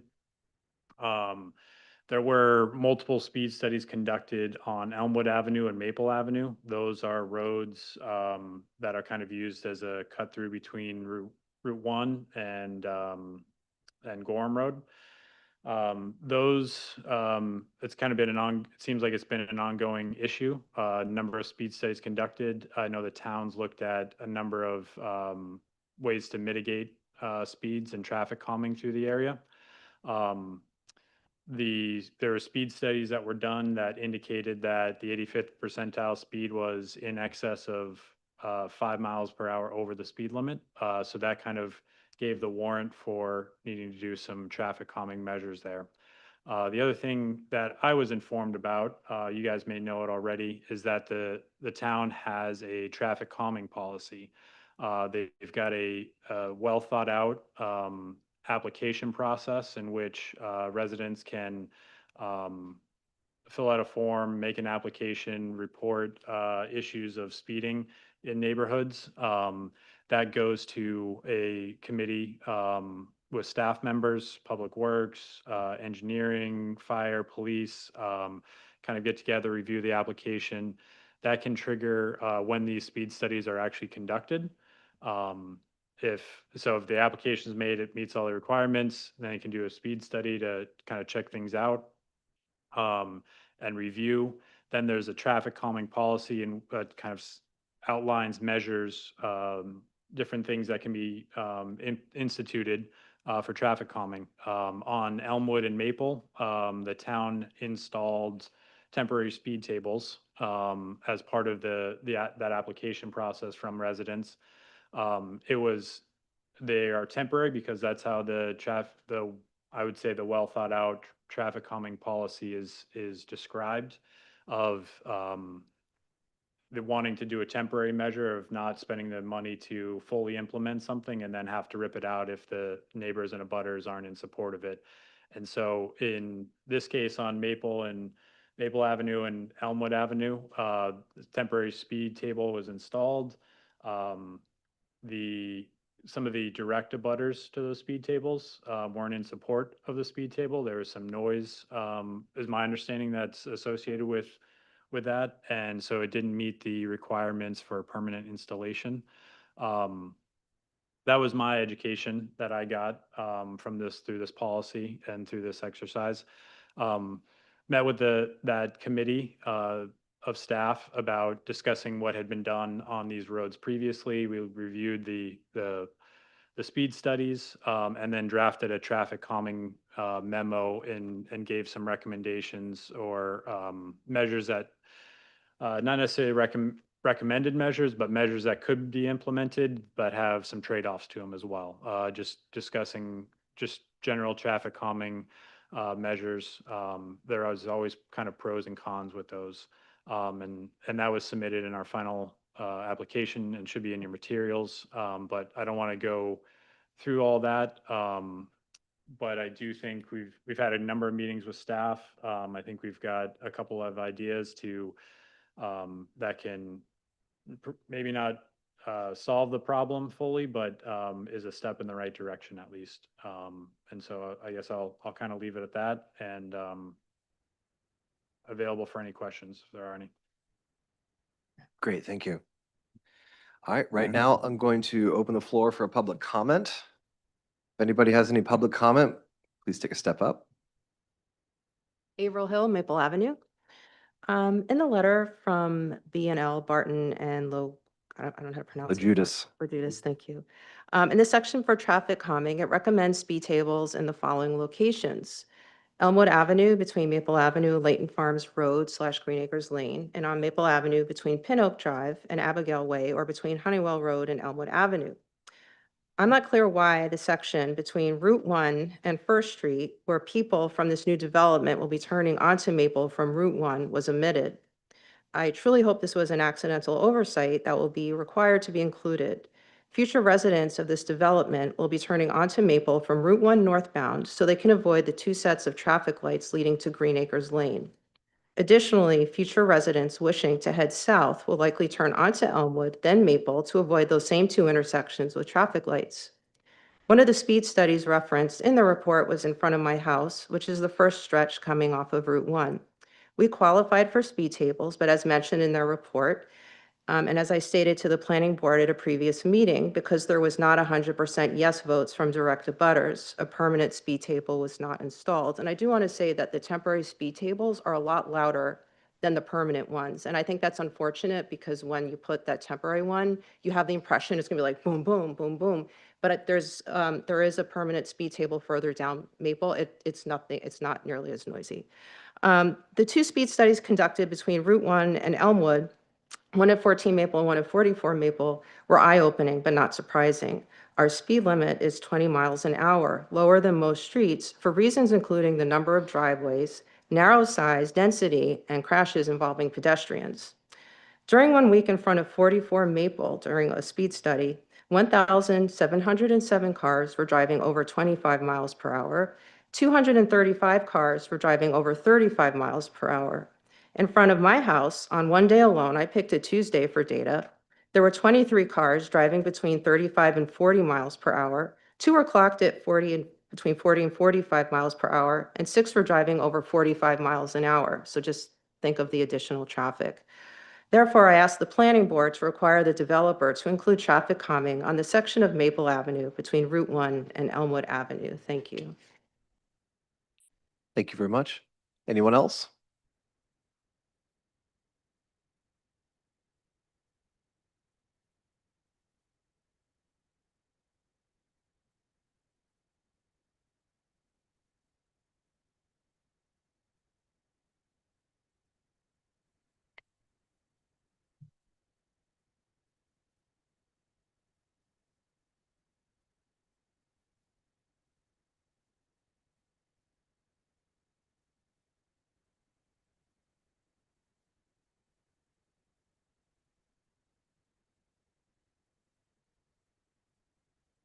Jim Pritchard, Maple Ave. April stole most of my thunder, but what I'm passing out is the actual studies in graph form of 3 of the test areas.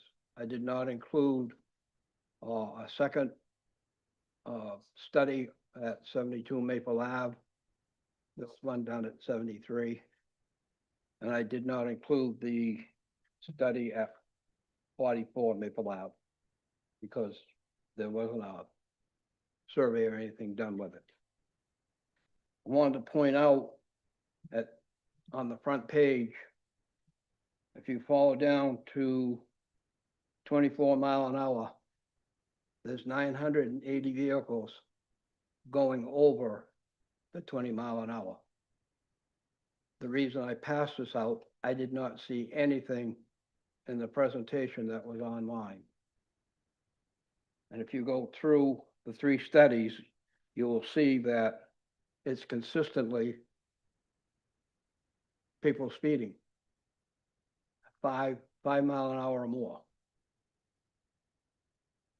But like the other thing I passed out, I found online this afternoon, was alternative to speed tables. If for some reason we can't come to an agreement with speed tables, we would do a 3D painting of traffic islands.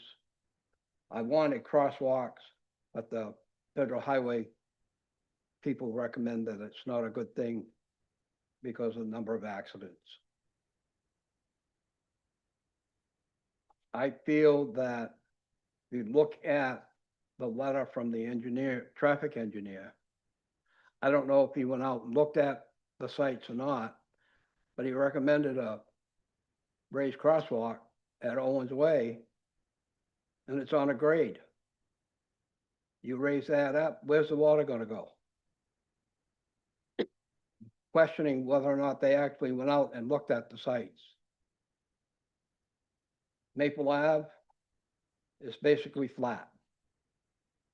If you raise the tables there, you're gonna have the same problem with water.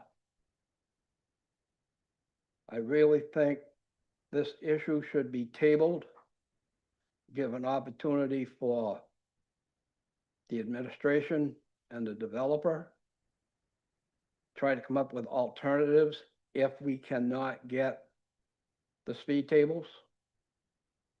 I think there should be your speed lights put throughout the development because they don't pay attention 20 mile an hour. I'm afraid somebody's going to get hit with a car, and it's going to open the town up to the tort law. They've already proven that there's issues. Looking at what was online for tonight's meeting, I did not see a traffic study done by the developer. How many trips are going to be coming out headed Elmwood down Maple? We're already looking at 988. What's the alternative? I had one person down on Elmwood tell me that they were told by somebody from the developers that the cars will come up late and go straight to Route 1.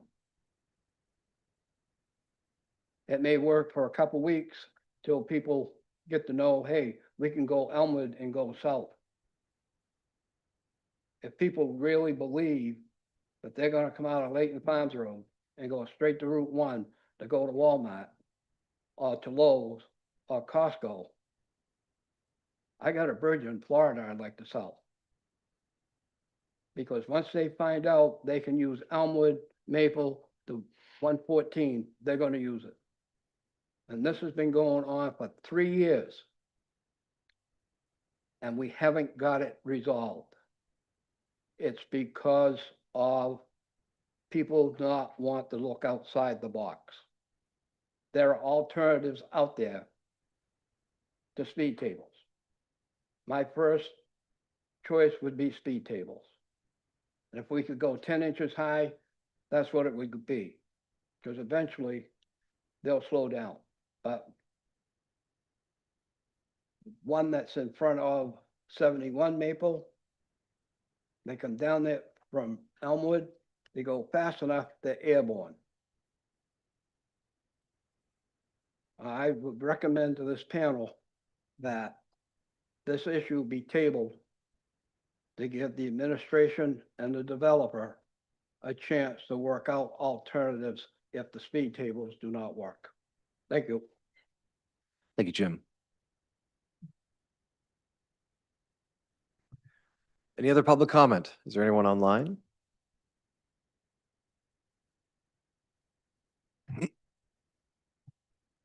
See you.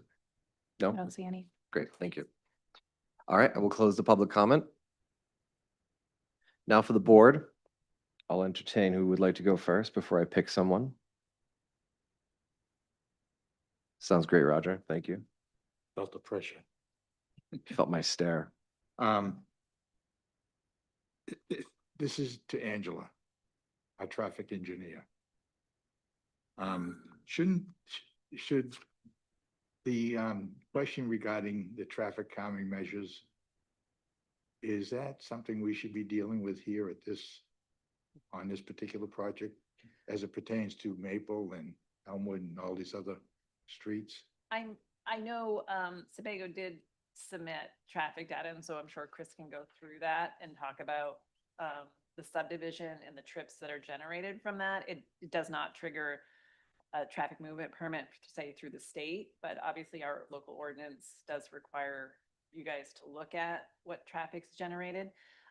Staff did bring it up in early staff comments about, as we pointed out, the issues that currently have been brought up by residents in that neighborhood, specifically at their front door, which is Elmwood, but then also Maple. And so we had asked Sebago Technics to go through and provide recommendations, which I think April had commented on. We met with staff. I guess I won't steal Chris's thunder, but I know he will talk about the minimum number of traffics that the traffic engineers from Sebago are saying are necessarily going in that direction. I think staff is saying, I think even if we have an existing issue, that it will add or add to a current situation. So there is impact from this development. So we were trying to figure out some sort of traffic mitigation or traffic calming that's at a level of the number of trips or the volumes that say they're generating. So I think it is hard to have a developer come in that is showing that they have a smaller number of trips and saying they have to solve all the problems of the world. But I will say it is part of this purview for the board to talk through that they are impacting that neighborhood. And so what does that mean? And what does that entail? And so that's where I think you're seeing that staff was trying to focus on Elmwood because it is their front door. But it's really up to the board to say what is significant or insignificant on traffic volumes in that respect. So I think it'd probably be helpful for Chris maybe to talk through what those impacts are, what those numbers are if you have them. Because I know they were submitted previously, right? Before you do, if I may. Yeah. Has the traffic calming measures, the temporary ones, been removed from Maple Avenue? There is a permanent speed table on Maple Avenue. Okay, And then there was a temporary one between Elmwood and Route 1 that was removed. That's what I was talking about. Yeah, between Elmwood and Route 1, right, that was a temporary. So there have been, and we also did a temporary on Elmwood. So there's been 3 temporary speed tables in that neighborhood. And 2 have been removed and 1 was permanently located, that Mr. Pritchard. so one was near where the animal hospital is? Elmwood and Route 1? No, Oh, the other end, on Maple Avenue. yes. Oh, okay, all right. Where Maple okay. comes onto Route A- 1. a- Yeah, and not, yeah. A temp one was put there. Yeah. And I think that was what the data that you'll see in Sebago's memo going through, looking at maybe possibilities for traffic calming. And that's what Bartlett and LaJudas reviewed, Yeah. was that memo. So that's what that memo really was referring to, all the data we've collected and like I said, those temporary measures that were put in and or permanent measures that have been put in. Awesome. Because before Chris, maybe because the data is just, am I understanding the question correctly? That there is an understanding that there's an existing problem on Maple Avenue. And that this subdivision has the potential to add to an existing problem. The question is, to what degree should they be proportionally responsible for a fix of the existing problem, given that they are adding to the problem? And is the question in staff comments, there was the question about Elmwood. We are not, I guess, should we be considering fixes on Maple as well? Or the proposal is that given the limited nexus to an existing problem, that the recommendation is for there to be, for the developer to pay for improvements on Elmwood at the Owens crossing. Is that, I got jumbled there. I think you. Yes, I think you'll find the motion or draft motion does include what you just described. That was after We have a pretty lengthy conversation between staff and Sebago and the applicant to try to get to some common ground. And again, it goes back to what their impact is, because I think we started pretty far apart and I think we came to a compromise, but realistically, that's where you guys weigh in. Mhm. Thank you. Appreciate that. Yeah. Sure. I don't know if that helped, but maybe Chris, just. I guess, Chris, do you want to answer to that question? Yeah, I guess I'll jump in and just provide a little more background and some information. And so we prepared, as part of the application for preliminary subdivision, we prepared a traffic generation memo that's required for this level of subdivision. So we're proposing 23 lots, single family lots.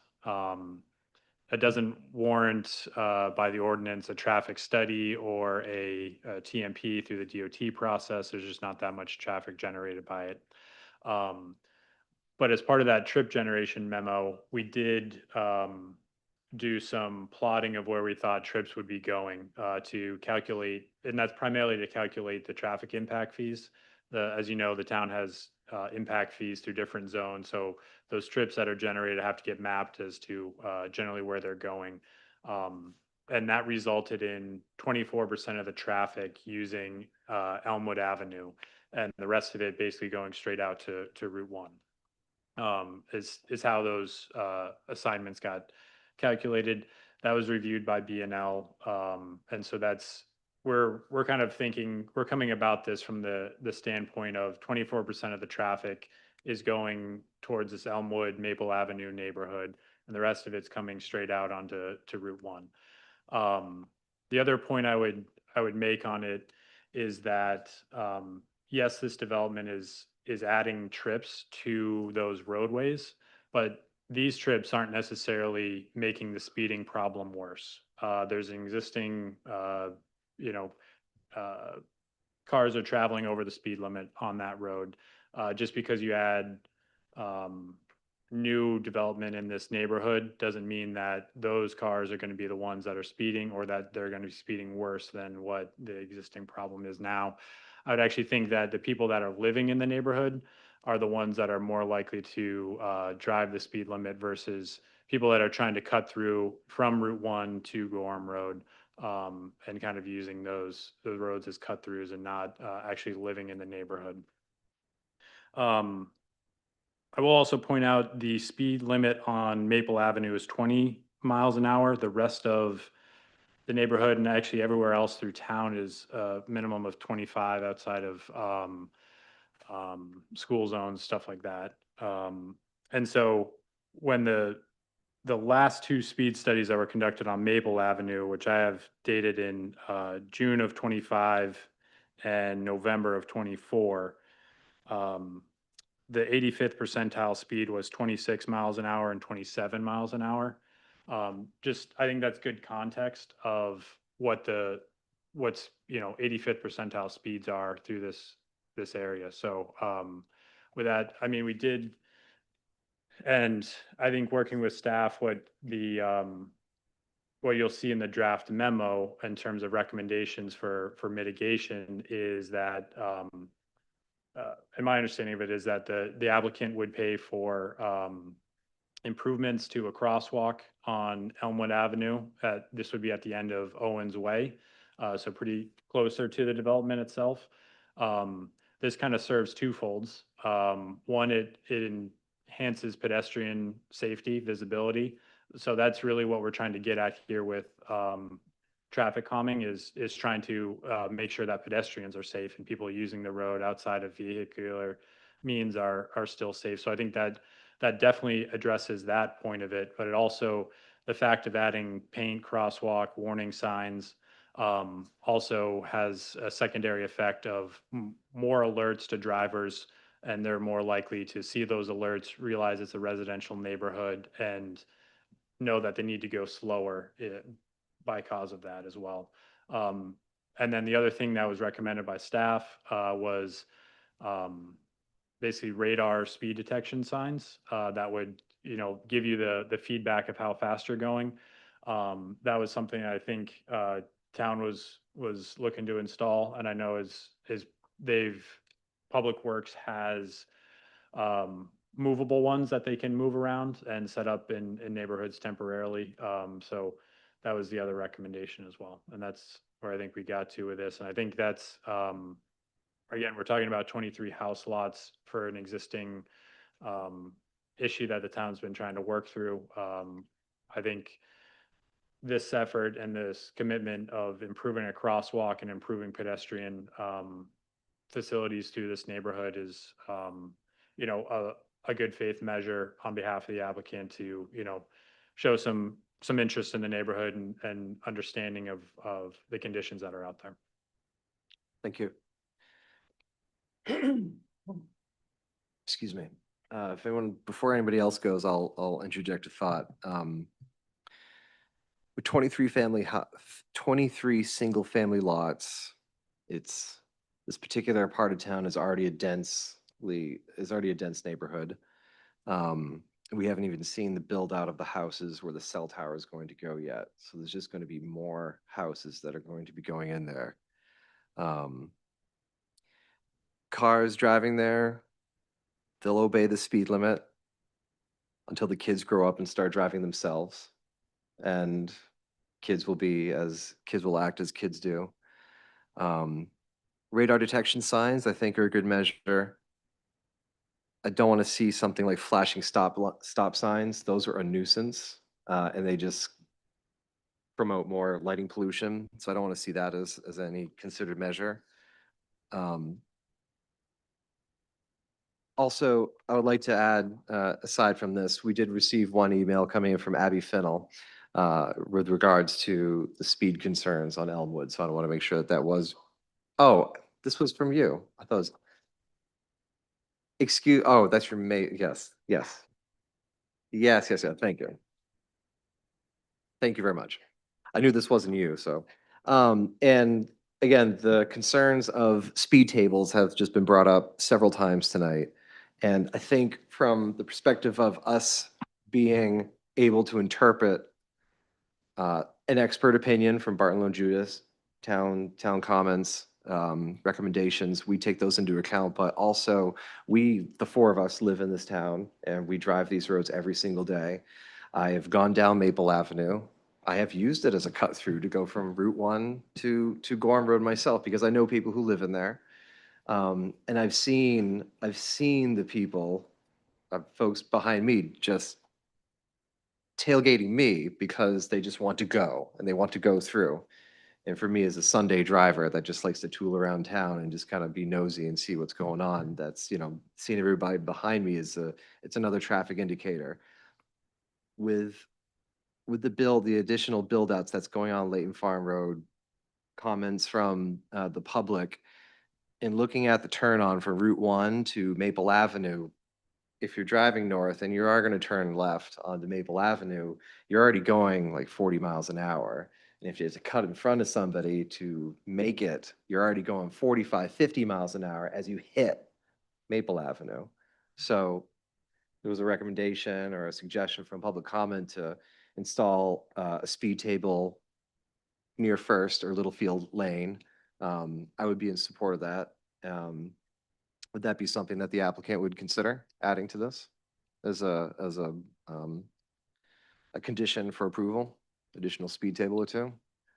So we talked with staff at length about speed tables and locations of them, and the traffic calming policy that the town already has in place, it was really aimed towards that, of getting the staff that's knowledgeable on it, of determining where are appropriate locations for speed tables.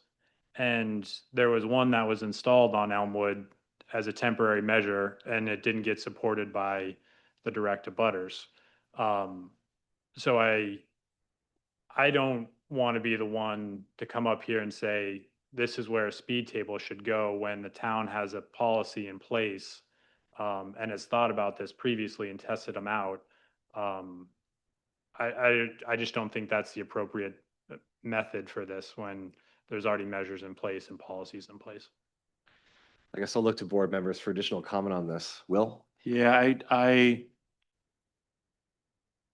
I appreciate I appreciate a good compromise, and that there was a process. I think it's worth revisiting by what standards temporary measures are approved or not. But I guess I would feel out, and I think really considering the cell tower lot, you know, and kind of an additional impact that we'll have to consider as the cell tower lot is um,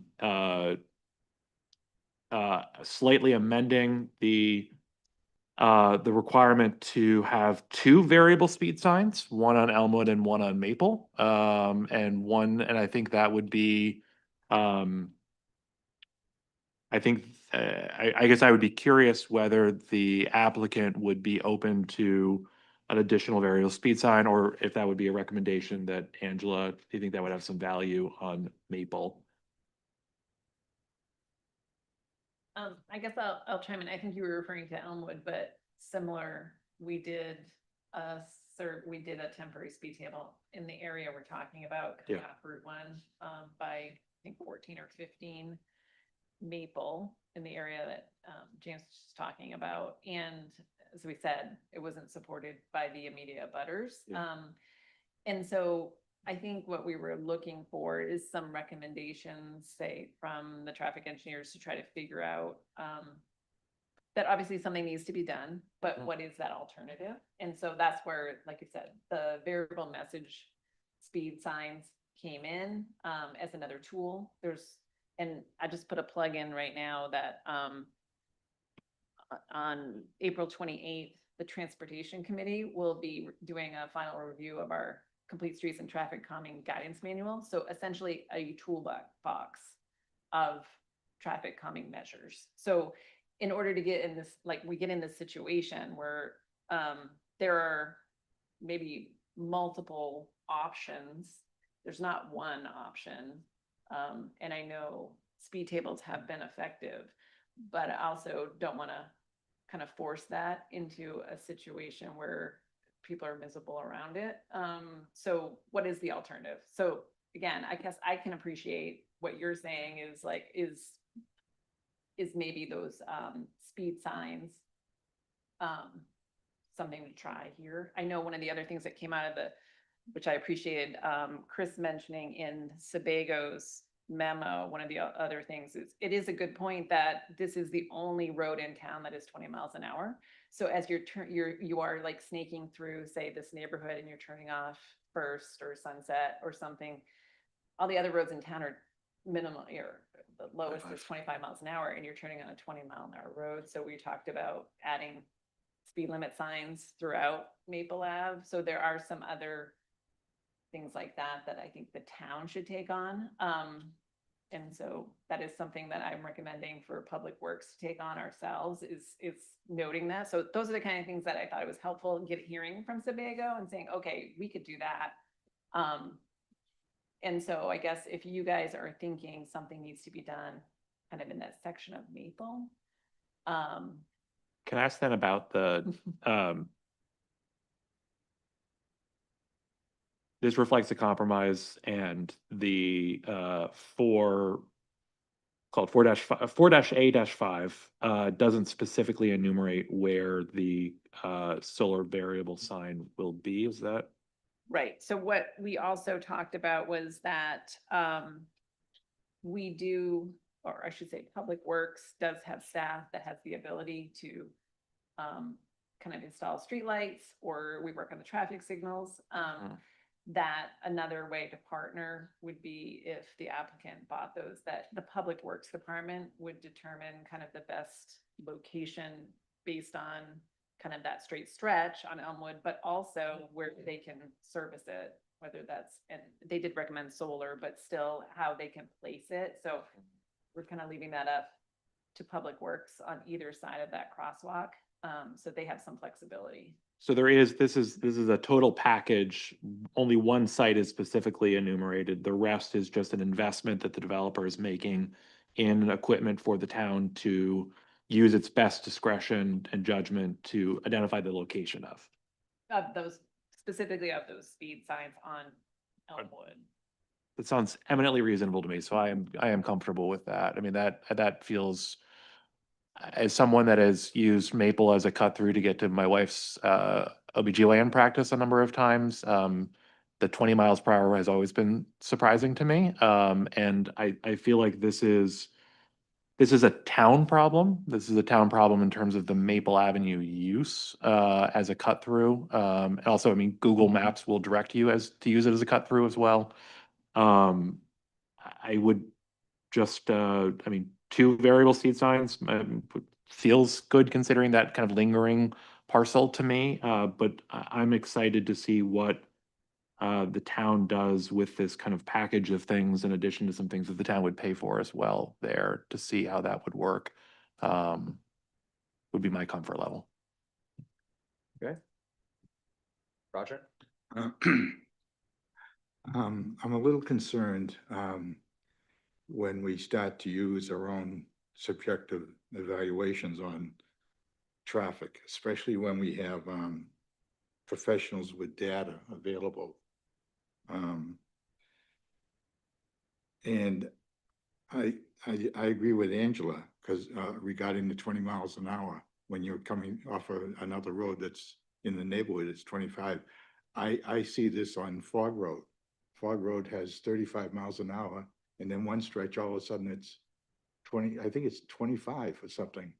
Well, you know, you don't recognize that when you're going along. You just go along at that speed. Now, if you have a 20 mile an hour speed limit and people are used to going 25, all of a sudden they're speeding, at least in the minds of some people. And I just think we should rely on, when we have professionals, whether it's a town or the peer reviewers or the the developers, people. I think we should rely on that information and not on our own subjective feelings about, I drive here and I drive there and stuff like that. All due respect. That's fine.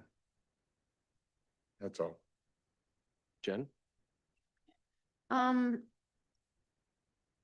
couple questions. One, there were some notes on the plan. I think it was on one of the earlier subdivision plan. Oh shoot, sorry, I was following along earlier and I navigated off the page. Anyway, some of the lots are noted as being constrained, and it appears like that notation is likely related to buffers or easements that might be in place on those lots, but it looked like, so A, correct me if I'm wrong about that. But B, if I am right, it looked like there were some other lots that also had those same criteria, but that weren't labeled as constrained.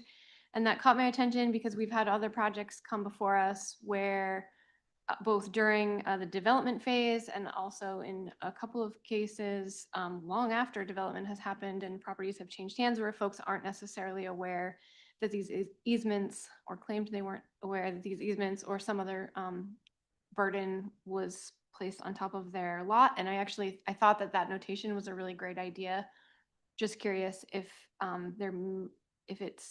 if there might be other lots that should be labeled in that same way.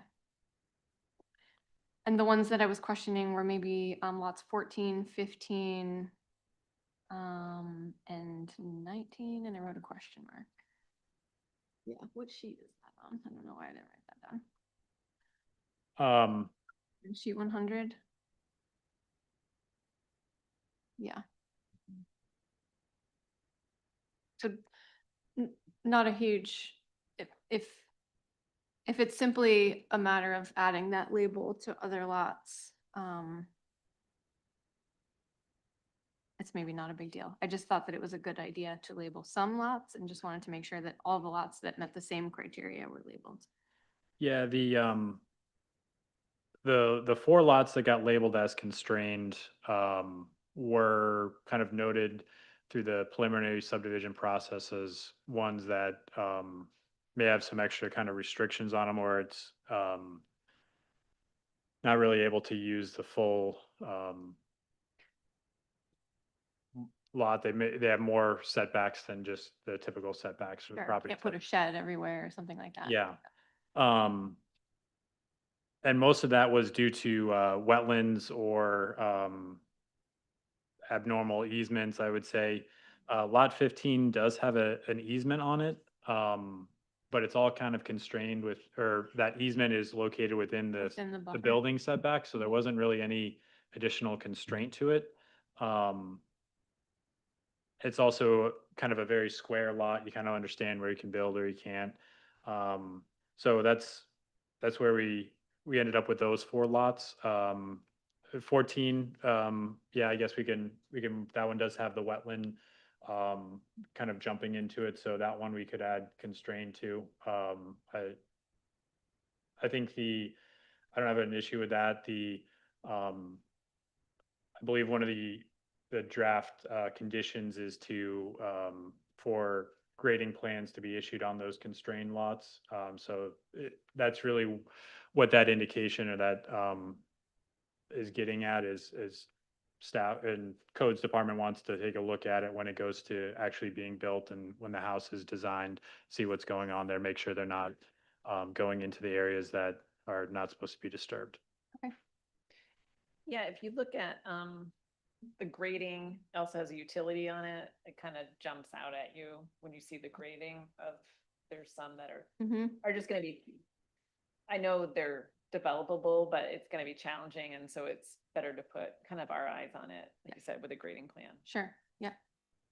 Yeah. Like I said, I think the notation is good, and certainly the subdivision plan, because that one definitely gets recorded, is a good way to note that.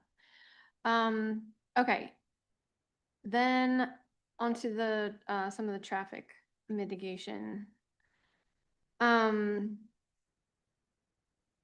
There was reference in a couple of places to a mid-block crosswalk on Elmwood at Owens Way.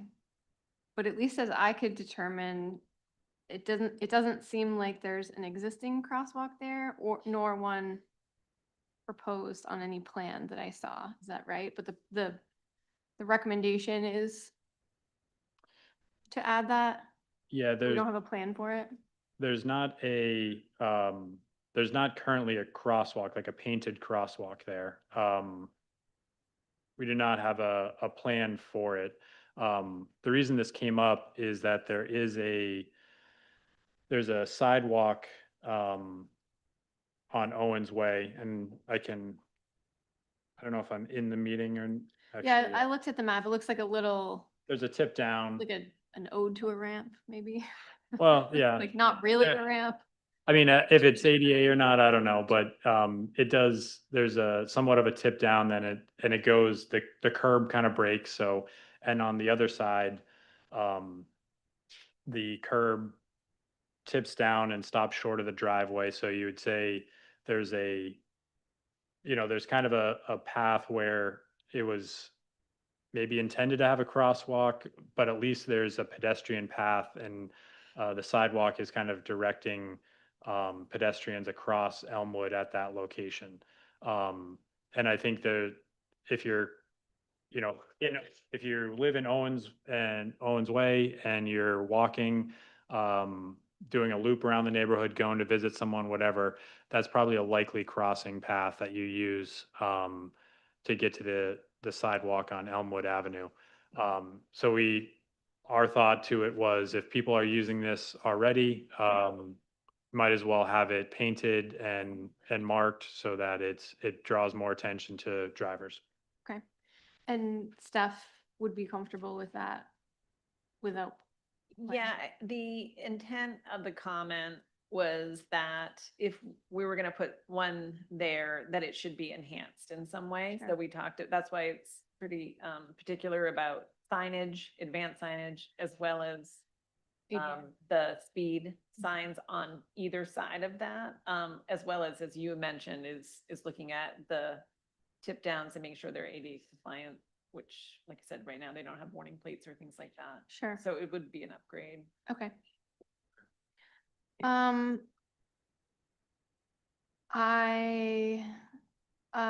Other questions, again, for you about the permanent speed table that was installed on Maple Avenue. Were any drainage improvements made? I can't recall the design of it. Does it go all the way to the curb, and were any drainage improvements made along with that? It has a slight gap, which Mr. Pritchard will argue with me is not exactly Not working. functioning in Sure. certain conditions, but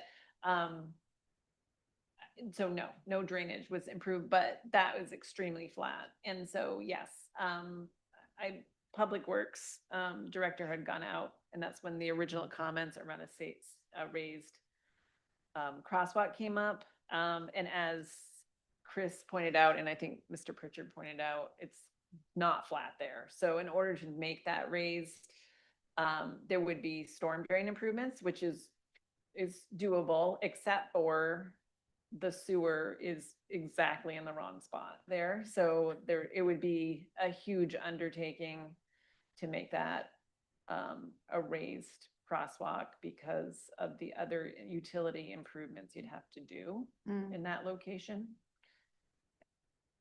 Well, that kind of rains on that grade. But I'm gonna go. That's why I don't put sewer on the gutter line. Yeah, because it would be over it. That's the problem. Yeah. And there's no room for a catch basin because it'd be in the way of the sewer line. Okay. I very much appreciate that. However, I do, I do feel really strongly that I feel really strongly that in general, raised elements, be they speed humps or speed tables or raised crossings, and they're all similar but a little bit different, are really far more impactful than a lot of the other treatments that we've been talking about here, even in combination. And I feel really strongly about that because they're not only, because they don't only improve pedestrian safety, but they're really, they're proven successful countermeasures. FHWA has lots of information about these types of treatments being not only helpful for pedestrian safety, but overall roadway safety for vehicular drivers, people walking, and everybody in between. And I'm on the transportation committee, so we've been talking about this for a really long time about speeding and safety concerns in this neighborhood. And I think we've done a good job on both sides explaining that we recognize that this whole problem is not the responsibility of this development to solve, but also that we all know that the development will be contributing to that as well, at least in terms of volume. And that we perhaps, I think there's some validity to the public comment that we heard about the trip distribution coming out of this development. I know that you're modeling or showing trip distribution to generally be coming straight out of the development and headed in the shortest path to Route 1, which I think in a lot of ways, makes sense maybe on paper, so to speak.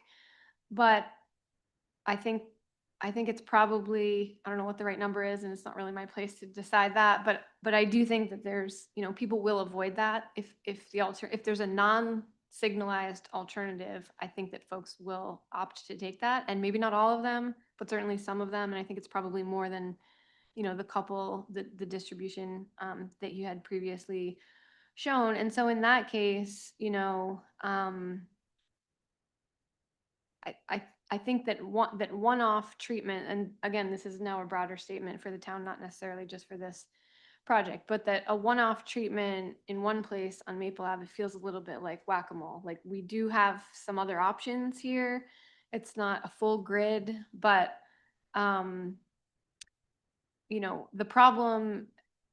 the problem exists within this whole neighborhood and network of streets. And I think putting just one speed table in one location is probably going to fix it in that location for a short period of time. And then you're going to start to see these other ones. And then, if we say we put a raised table on Elmwood and a raised table on Maple, we're going to hear the people from First Street talking about, problems there. And so I don't mention that to say that we should put speed tables on all of these streets. But I do think it's a little bit more of a holistic problem than just one here or one there. And I question whether there could potentially be another suitable location for a raised speed table on Maple Avenue between Elmwood and Route 1 that is not adjacent to the one or small number of people who are opposed to it before. And maybe that's not an ideal location from like a traffic standpoint, but if it means we get buy-in and this stretch, gets the benefits of that type of feature, then maybe that's something that can be worked out. The percentage split of that thing between the town and this project, I'm not sure what that looks like. But I bring that up here because I do feel like there's some onus on the project to participate in that. And we do that in other ways, right? Like in lieu of fees, contributions, things like that. So one other thing that we haven't really talked about is, not only will this development, we know because we calculate all these things, we know that this will contribute additional vehicular trips throughout this network of streets, but it should also contribute additional pedestrians throughout these streets. And those pedestrians should benefit from slower speeds of other people driving too. And potentially raised crosswalks if that's the option that goes forward. So the timing is a little challenged, I think, because we're, as you mentioned, the town is working through this complete streets guide that might have other tools here that might not be a raised structure. And so I don't know, that it feels a little bit like sort of opening another can of worms. And I don't really have like a concrete answer here, other than to say that I don't think that static signs or even speed feedback signs are sufficient enough in this case. And that I come to that conclusion because of a lot of studying and work that the town has done and the applicant has done in this area to better understand this traffic problem. And so we know that it's a problem, and I don't know, I like a good compromise too, but I'm not sure this is something we really want to compromise on. And particularly because, as Roger said, we have study to back this up. We have data here. So that's a very long-winded way of saying I think I should do something more than the signs and or in addition to the signs and speed feedback signs that have been suggested. And if that's appropriate for the applicant and the town to work through, again, I understand that you've had conversations to that end previously. If there is a way that the transportation committee can be helpful in terms of perhaps taking a look at a broader project here, certainly that's something that we can do too. So I think That's a question of you, kind of related to that. I think that hearing the transportation committee's work, is there value in assessing what the overall package of this compromise is in terms of dollar investment or a rough dollar investment, and having it be a check written as opposed to specific treatments that is then the town has discretion after the transportation committee's report comes out that then can be kind of applied towards, is it less the specific treatments or more the value of the treatments as presented compared to the impact in the development? Does that make sense? I think so. I think you're asking, like, could it be an in lieu fee? Yeah. And it could be, and we do that, we just did that. Sure. On the Broadturn Farm. Yeah. One. But I think the difference is that, yeah, we would just need to have a conversation at the town level about what that project is that this development is contributing to. And when it happens, because they're gonna go build their houses and those trips are gonna show up. And if it's just whenever you get to it, we can use these funds to contribute to that. If the town doesn't get to it for 5 or 10 years, you have a number of other issues that have arisen. Generally, traffic problems already there, and the funds as contributed previously are largely insufficient. So, yeah, I think a little more. I think I would be supportive of an in lieu fee, as long as we had a plan to implement it.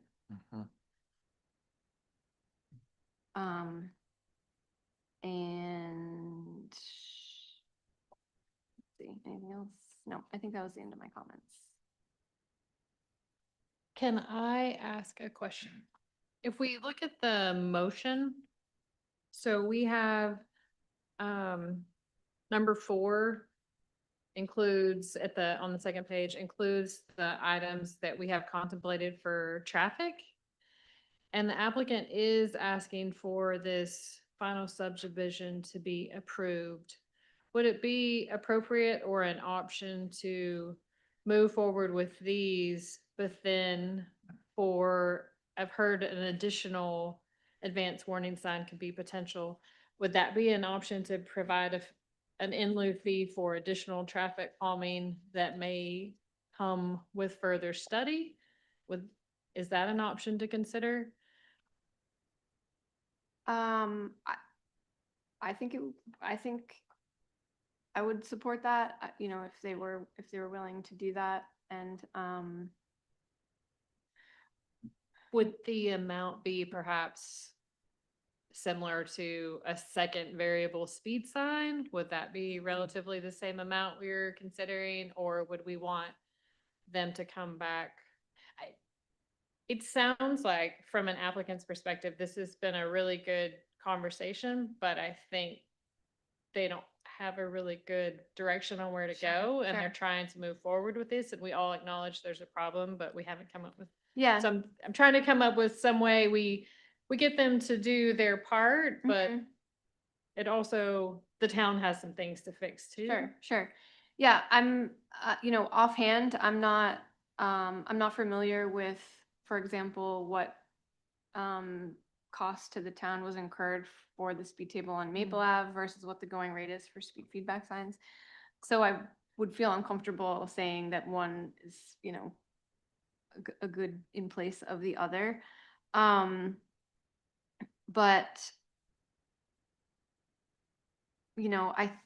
but I think if the applicant was willing to work towards something, and perhaps provide an estimate for that, if you agreed with that, Angela, given what you know with, some of the other similar, I just want to be clear, types of work. estimate for what? For either something raised, or it could be some other option out of the traffic. I don't want to lock anybody into that particular treatment. I mentioned that because we've done a lot of studying in this neighborhood on those particular treatments, and have had some success installing those particular treatments elsewhere in this same area. So that would be a reasonable one. You would also have the benefit of, we've heard from the neighborhood about some of the the challenges going from a 25-mile to a 20-mile an hour, and we should assume that you might have similar issues if you went from speed tables on one street to some sort of other treatment on another. I think there's some validity in having some consistent treatments, particularly if the problem is the same, among the network. So,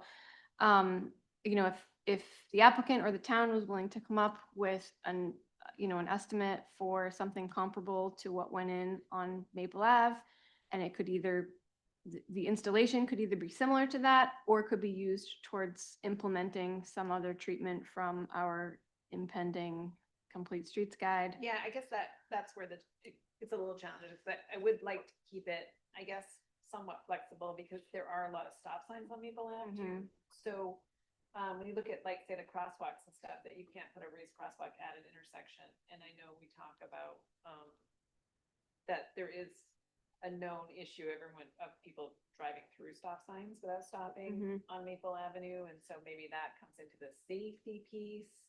Is there ways?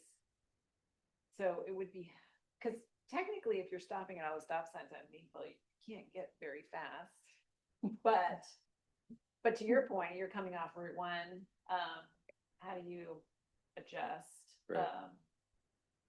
I guess I just keep getting back to there's got to be more options, and that's why I was trying to pull at all the traffic engineers that were kind of contributing in here. Like, what can we do? Yeah. Well, I think it's known, both commonplace and statistically, among the industry, that, static signs and even speed feedback signs lose their effectiveness over time. So I actually don't, no matter what happens, I don't think we should permanently install speed feedback signs here.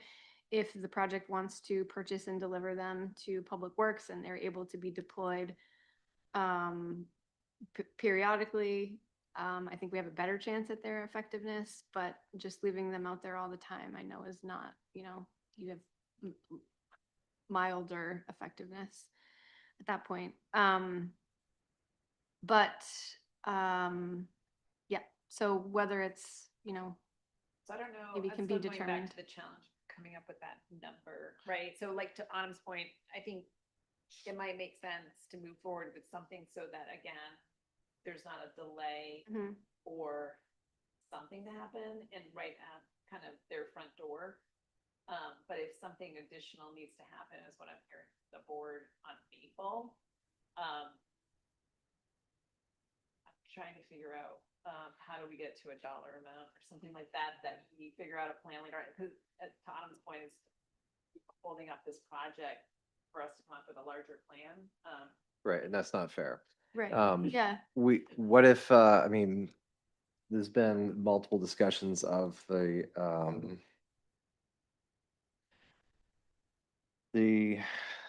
of an added speed table. So what if we have the in lieu fee be for the cost of two raised speed tables, one going one direction, one going the other way? And the in lieu fee for that would be given to the town to apply towards either this solution or something else to address the issues that are here. So the only thing I caution is that we've done some, or are you saying permanent speed tables along? I'm just saying cost is if we need to have something out of this to address To the- comparable, something comparable to the cost and installation of two raised speed tables on Maple Avenue. That way the town has something, they have something that we can work with to try to address the space in this area. And hopefully the applicant is amenable with that. Yes, Roger. I hate to ask this question, but when Leighton Farms was being developed, I seem to recall we had quite a few conversations about pedestrians getting across Elmwood. So that does predate me, but I know That for doesn't predate you, you were Leighton here. Farm, yeah, the original Leighton Farm, yeah. You, Yeah, it's been around a while, but I do know they had to do an offsite sidewalk out to Route 1 through Elmwood, because I did sign off on kind of that final piece with some of the final COs. So they did have to do offsite. So is there a sidewalk going from Leighton Farms across Elmwood to, I believe there's a sidewalk on the other side of Elmwood? Is that correct? Yeah. Yeah, because Leighton Farms and Elmwood has a stop control. There's a crosswalk there. And I seem to recall we had quite a bit of conversation. Do you recall that at all? We had, now, is there a sidewalk? Is there actually a sidewalk going from Leighton Farms across the street, across Elmwood right now? There's no crosswalk across Elmwood at Owens Way, which was the first road that went in as part of Leighton Farms. But it was There's just no- a tip down, there's a but pretend- but you're saying on Leighton Farm and Elmwood. Yes, they had to From build an that- offsite all the way back to Route 1. So from that intersection to Route 1, they installed the sidewalk. Yes. And So, there's so there is a crosswalk going across Elmwood. Yes, Autumn just brought it up in her aerial. Okay. So why are we talking about one at Owens Way then, if there's one already going across? I think it's, well, maybe Chris can speak to this better than I, but, the tip downs are there, so. Well, that's why I posed the question. I was wondering if that might have been where the original crosswalk was supposed to I go, and don't then they think so, discovered. because I think one oh, side's got the a driveway. sanitary problem there. No, I mean, obviously the sewer was there first, so yes. Yeah. But Well- he's got it up. Well, I guess I go back to my very earlier thing. I said Okay. that this whole thing with the traffic calming and everything, I would, separate it from this. I don't want to hold up these people from doing what they want to do, because we can't decide how to resolve this issue. What it sounds like to me that you all are in favor of the installation of a crosswalk on Elmwood at Owens Way, upgrade the tip downs, install the reflective post signage and crosswalk signage, and install advanced warning signs for the crosswalk. So that's Owens Way. But it sounds like you're not necessarily in favor of purchasing and delivering solar variable speed signs, is what I'm hearing specifically from you, Dan. But instead, rather, the applicant could give us an estimate for that and an estimate for an additional speed table on Maple Ave, and that's what the town could use to put into a greater fix for this entire area. Would that be a fair solution? To me, it would. Yeah, I guess I'm still going back to, you're adding a mid-block crosswalk without any enhanced features.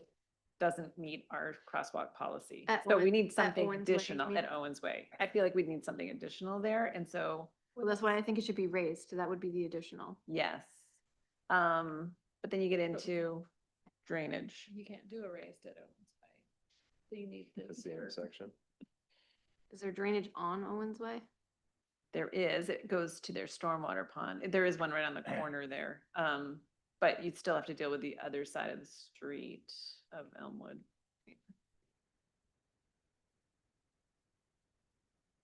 Yeah, Roger, I agree with you. If this project goes in any other neighborhood that hasn't had a wealth of, you know, speeding and safety complaints and studies, I think it's a, you know, it's a much easier, the answer is a lot simpler. But I just think that to add on top of a problem that everyone, the town and the applicant is aware of here, feels like we would be not doing the right thing by not working together for some sort of improvement in this area. We do have other variable speed signs that are permanent, thinking around, well, permanent at like our beach communities Schools, that go in, and to your point, I know they diminish over time, but I will say the one on Highland Ave works for me. As of like zoning out, it just kind of gets you to check in a little bit. But I realized maybe I'm a little different. So I do appreciate that. Probably the initial is most dramatic, Yeah. but I still think it probably would have some value. And other than that, I guess, I mean, you could look at other measures on either side, say of this crosswalk, but I still think something additional rather than throwing pedestrians in the middle of that straightaway. Yeah, Without, you know what I mean? maybe could the answer be one set of speed feedback signs and an in lieu fee comparable to whatever to an installation similar to what went in on Maple Ave? So I think we're back to where we started, right? To It be- was to be kind of to located- do 4, but then do an in lieu fee for either 1 or 2 speed tables to be determined, or other measures that are determined through, say, the traffic. Right. I mean, transportation Right. committee. Yep. Yeah. I think that's. Is that what you said? Put that to paper. So 1 through 4, but not. No, included- we're including this Oh, too. 1 through 5. And then And then the fee in lieu for the cost of, the cost of. is that 1? One raised Or speed one- table. Okay. One raised speed table. But I guess we said, yeah, the cost of that to be implemented through any plan from the transportation committee. Does that work? Yeah, that's fine with me. So we're doing the crosswalk stuff at Owens Way and a speed table, or a fee for a speed table, basically. And the town will determine where that goes, or if a speed table is the best. Right, there might be other measures that That get could be, yeah. implemented to use that money. Yeah, I mean, we're really just trying to move forward with this project, and yeah. So this is inclusive, excuse me, of 4A5, but not including an in lieu fee for another solar variable or for the cost of another variable speed sign, just the in lieu fee for the speed table, correct? I just know, is there any value to having one of those? I guess I'm looking at Jen as our traffic engineer. To James's point of coming off Route 1 at higher speeds, to have one to say, oh, it's 20, because typically those have your speed limit is 20, has to be on that sign. That's a standard that's required. So you'd see that I'm going, like when you do that turn, you know, here's my speed, I should be going 20. And maybe that's only in one direction because you're coming off Route 1, Right. or Yeah, if you're going northbound, turning left. is there value in that? Could the one that the project contributes be mobile? Well, the other one on Elmwood, it would be a pair, so you'd have one from each direction for that, before that Sure, crosswalk. yeah, that's what I mean, the pair of them. I guess the question I have is, in terms of the specific matter in front of us this evening, do we feel like we have enough guidance to say like the payment in lieu of is this X amount of dollars to be executed over this I time think we can horizon? come up with it, the way you guys have given, I think James kind of clearly Yeah. said it's, well, I think at the time you said 2, the cost of, we can come up with a number between Sevago and myself on what that Totally. cost is. Yeah. And then it becomes a check that Yeah. we use towards safety or traffic coming on Maple. Gives you time to make that decision rather than Right. locking us. in. Yeah, and I guess I would defer then to a well thought out plan, not at 9:30 at night of what we're gonna do Yeah. at Yep. Maple I Ave. know. I feel like- Yeah. Yeah. 100%. I agree with that. That's fine. Someone has something written down for me for that. I have something written down, but if you need me to read the conditions out loud, because it got a little messy, let me know. I Shot. can do that. Before I go further, are there any other comments from board members or staff? Awesome. Okay. See none, I move to approve the final subdivision plan of Elmwood subdivision proposed by NLM Enterprises LLC. The project is depicted in plan sets prepared by Sebago Technics dated 3/12/26. Findings. The proposal is for a 23-lot conservation subdivision located on a 16.8 acre parcel at 19 Elmwood Avenue. The project includes the construction of a new looped road which will provide access to the new lots. This property is located in the R2 zoning district. The planning board finds the project meets the requirements of the subdivision ordinance and the zoning ordinance with the conditions below. 1. Prior to the release of the subdivision plan for recording, the applicant shall, A, add a note to the plans to provide a grading plan with building permit submittals for lots 12, 3, 4, and 8. B, address staff comments in memo dated 4/13/26. C, address traffic comments in memo dated 4/1/26. D, add notes to plan identifying lots with constrained building envelopes and requiring permanent placement of boulders to indicate boundaries of building envelope. E, address planning board comments discussed at the 4/13 meeting. This includes 1. Lot 14 is a constrained lot on the final subdivision plan. Or note lot 14 as a constrained lot on the final division plan. 2, provide in lieu fee for amount comparable to the cost of one raised speed table. I think that's it. That's it. Thank you. F, provide a performance guarantee required by Section 9 of the Town of Scarborough's subdivision ordinance. This shall be reviewed by the town engineer. G, coordinate street names with addressing with the E911 addressing officer. This shall be reviewed by the planning department. H, provide draft documentation for HOA formation. 2, prior to the start of construction, a pre-construction meeting is required. The meeting shall include appropriate town staff, the developer, and their site contractor, and is to be coordinated through the planning department. The below must be addressed prior to scheduling the pre-construction meeting. A, the applicant shall execute and record a stormwater maintenance agreement with the town. The form of the stormwater maintenance agreement is located in Appendix 1 of the Town of Scarborough's Chapter 419 Post-Construction Stormwater Infrastructure Management Ordinance. B, pay the Chapter 419 Stormwater Maintenance Agreement and reporting fee, total $750. C, provide the final full plan set to the planning department, including all civil plans and DWG files per Section 9.2 of the subdivision ordinance. D, payment of all review fees and/or invoices. This shall be reviewed by the planning department.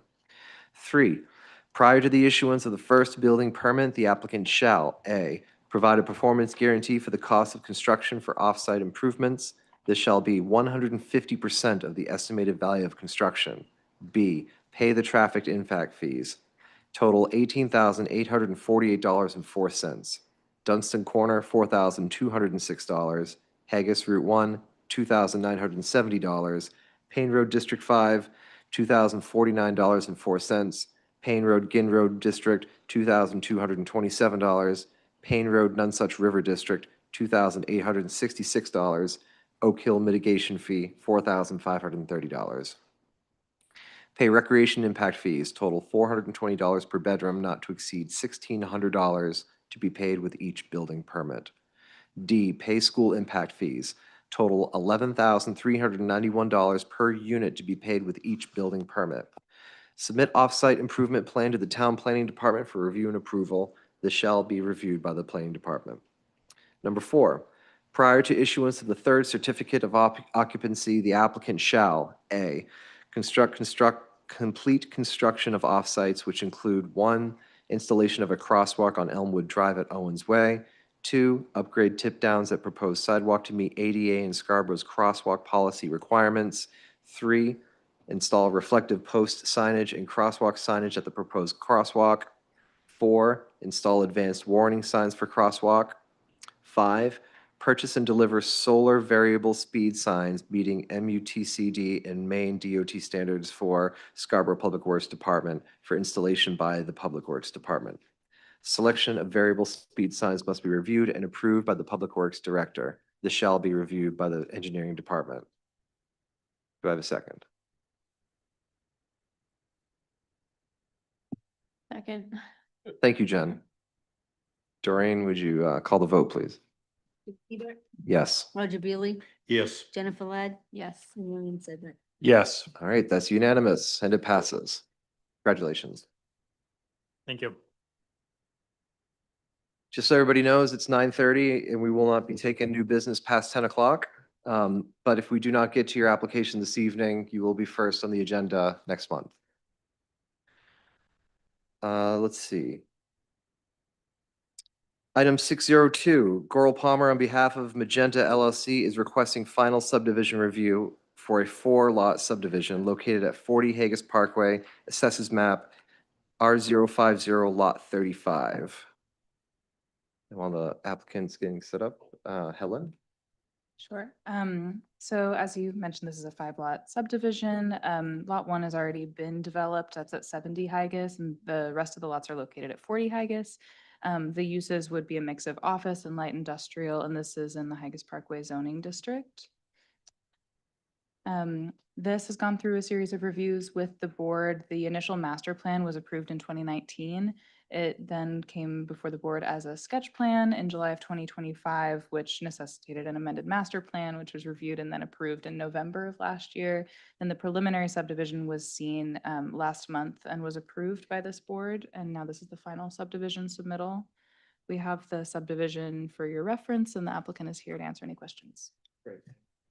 Thank you, Helen. For the applicant? Thank you. Steve Bushy with Goral Palmer Consulting Engineers. The board has seen this now a number of times.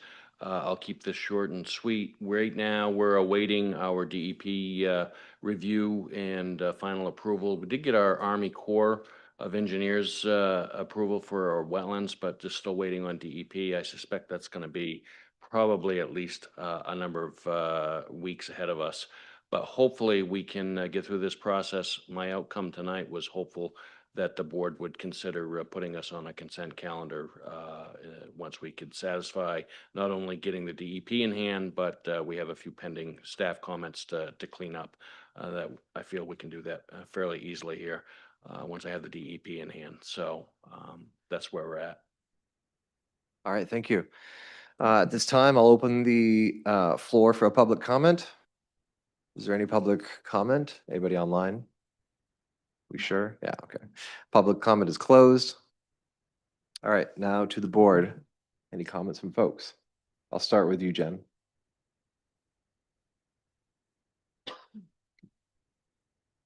I only had, is there anything in the traffic memo that you have concerns or questions about or wouldn't be able to address? No, not specifically. That had been passed on to our team from B&L and Previously. they felt fine with that. And I didn't go through what they've already updated it for me, but I hadn't had a chance to go Sure. through that. Okay, great. Great. Roger? I have nothing at this time. Okay. Will? I also have nothing at this time. Okay. No, like Steve has said, we've seen this several times already. Issues that I've had, they've addressed previously. So with regard to this application, I guess I'll look to Angela and Autumn. Would we be fine with having this be a consent? Would this be a consent item for next month? We've given you a draft motion for the subdivision, To go but ahead. not for the site plan. We're holding on to the site plan for the DEP approval. Gotcha. And then in the site plan, we also have a comment that there is some consideration for a left turn lane needed to be added with phase 2. If you all don't have any other concerns about that, it could certainly be a consent item at next time. Okay. I guess I'll look to the board members on this. Would folks feel comfortable with this being a consent item next month? Let's see, 1, 2, 3, 4 heads. Okay. Do we need to move on that at this point, or? With the subdivision review, it would be. That's 6.03 though, right? No, the subdivision review is the first one. Oh, excuse me, sorry. I was looking at, Subdivision. I was looking and at site just a plan. Only site plan would need to be consent. No, Correct. Yes, Site plan right. would be the one we'd do consent next time. right. Thank you. Got it. It's really not neither here nor there because they can't do anything with it without the Right. site plan, but we were doing the subdivision. No, that's fine. I just mixed the two of those up. So we could read the motion now for 6.02. And again, seeing no further comments, I move to approve the final subdivision plan of 40 Haggis subdivision proposed by Magenta LLC. The project is depicted in plan sets prepared by Goral Palmer dated 3/16/26. The proposal is for a 5-lot office and light industrial development on a 4.38 acre parcel located at 40 Haggis Parkway. This includes an existing lot from the first phase of the project, which is now 70 Haggis and has been developed, and 4 additional lots in the adjacent property. This property is located in the Haggis Parkway zoning district. The planning board finds the project meets the requirements of the subdivision ordinance and zoning ordinance with the conditions below. Conditions. 1, prior to the release of the subdivision plan for recording, the applicant shall A, address staff comments and memo dated 4/13/26. B, address engineering comments and memo dated 3/30/26. C, provide a performance guarantee required by the Section 9 of the Town of Scarborough subdivision ordinance. This shall be reviewed by the town engineer. D, coordinate street names and addressing with the E91 addressing officer. This shall be reviewed by the planning department. Number 2, prior to the start of construction, a pre-construction meeting is required. The meeting shall include appropriate town staff, the developer, and their site contractor, and is to be coordinated through the planning department. The below must be addressed prior to scheduling the pre-construction meeting. A, the applicant shall execute and record a stormwater maintenance agreement with the town. The form of the stormwater maintenance agreement is located in Appendix 1 of the Town of Scarborough's Chapter 419 Post-Construction Stormwater Infrastructure Management Ordinance. B, pay the Chapter 419 Stormwater Maintenance Agreement and Reporting Fee, total $750. C, provide the final full plan set to the planning department, including all civil plans and DWG files. D, payment of all review fees and invoices. This shall be reviewed by the planning department. Number 3, prior to the issuance of the first building permit, the applicant shall A, pay the traffic impact fees. Total is $54,998. Oak Hill is $5,425. Dunstan Corner is $2,804. Haggis Parkway is $8,910. Payne Road, Ginn Road is $37,859. This shall be reviewed by the planning department. Do I have a second? Second. Second by Roger. Doreen, would you vote us, please? James Hebert, Yes. Roger Beely, Yes. Jennifer Ladd, Yes. and William Sedley. Yes. Great, that's unanimous. All right, let's move on to 6.03. Goral Palmer, on behalf of Magenta LLC, is requesting a site plan review for a 5-story building, a 5-building mixed-use commercial and light industrial development at 40 Haggis Parkway, Assessors Map R050, Lot 35. And Helen? Yes, so the site plan is for phase 2 of the 40 Haggis subdivision, which we just discussed. It covers 2 of the remaining 5 buildings that are planned for this parcel. Office and light industrial uses, Haggis Parkway zoning district. You already got an overview of the history, but this has been submitted for concurrent review at the final subdivision on the agenda tonight, and the applicant is available for questions. And for the applicant? Steve Bushy with Goral Palmer. Really not much to add here. We just feel like these buildings fit in with the long-term vision of Haggis Parkway, and glad to see something now maybe get connected into the sanitary sewer that's been out there for 25 years. So thank you, sir. Great. Thank you, Steve. Board comments? Will? Nothing at this time. Jen? Roger? Great. Oh, thank you, Helen. No, that was a good call. I will open the floor for public comment. Is there anyone online? No, I will close public comment. Thank you for that, Helen. I also don't have any comments on this. We just discussed it. We'll do this as a consent item for next month. And that means there's no action that we take at this time, right? Great. Then we'll see you next month, Steve. Thank you so much. Very welcome. 6.04, Goral Palmer on behalf of M&R Development and Crossroads Holdings LLC for the Downs Plan Development Signage Master Plan Review, Assessors Map R054, Lot 4. For signage, aesthetic and branding, gateway business directory signs, monument signage for Market Basket and Town Center threshold, development campus directional signs vehicular, pedestrian campus directional signs for pedestrians, parking lot signage, directional signs, and a directional sign for the roundabout. Helen? I'll actually pass it to Erin for this one. Sure. So this is an application for a signage master plan as is allowed by section 12 of the zoning ordinance about sign regulations.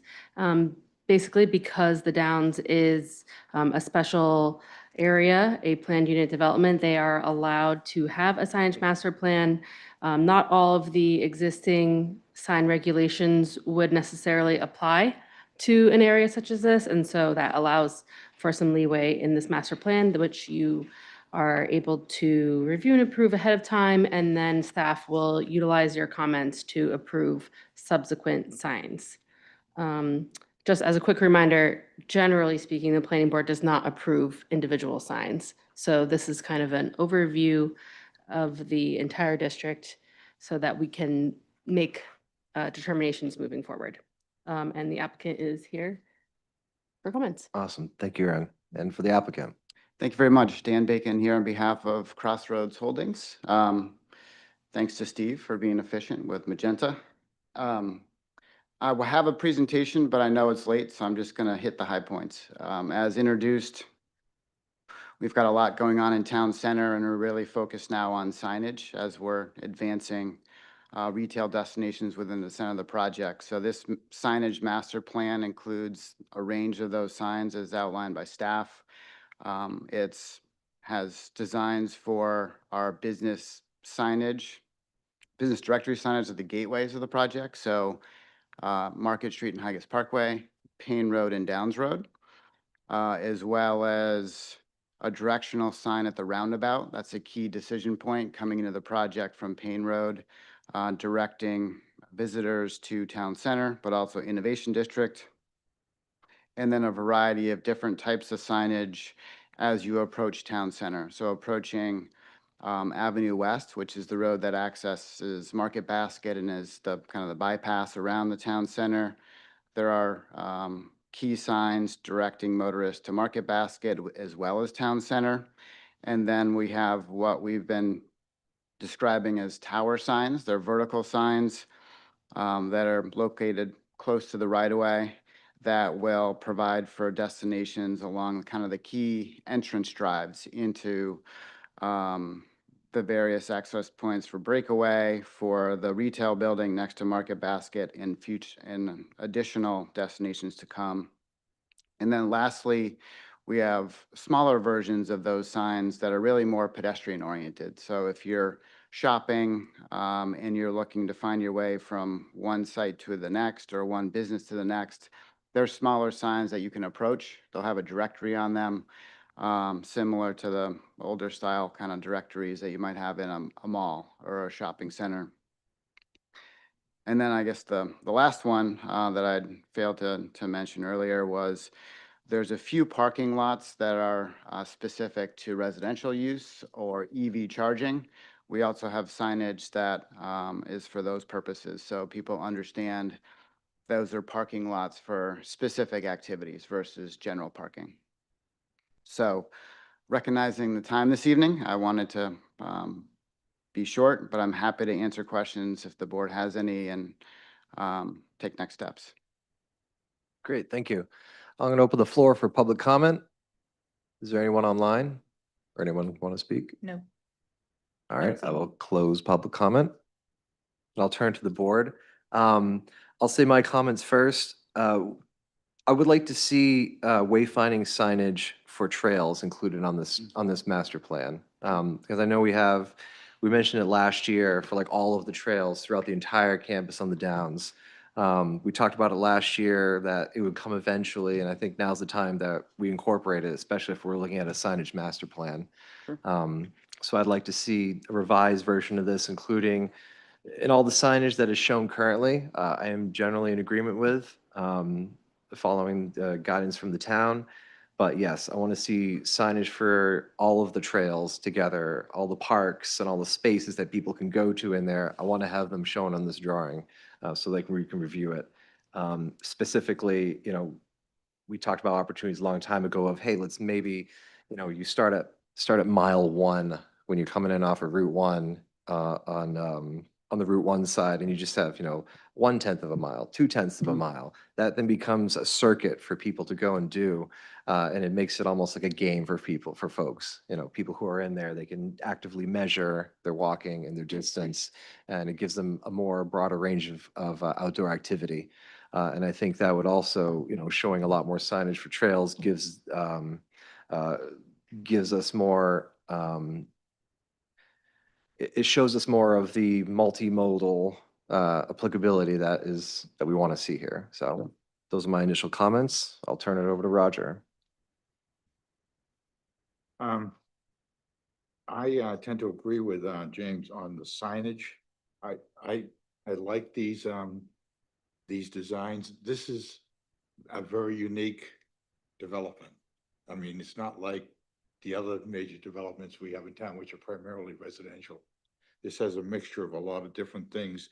And because of its uniqueness, I really do like the signage, the designs and everything.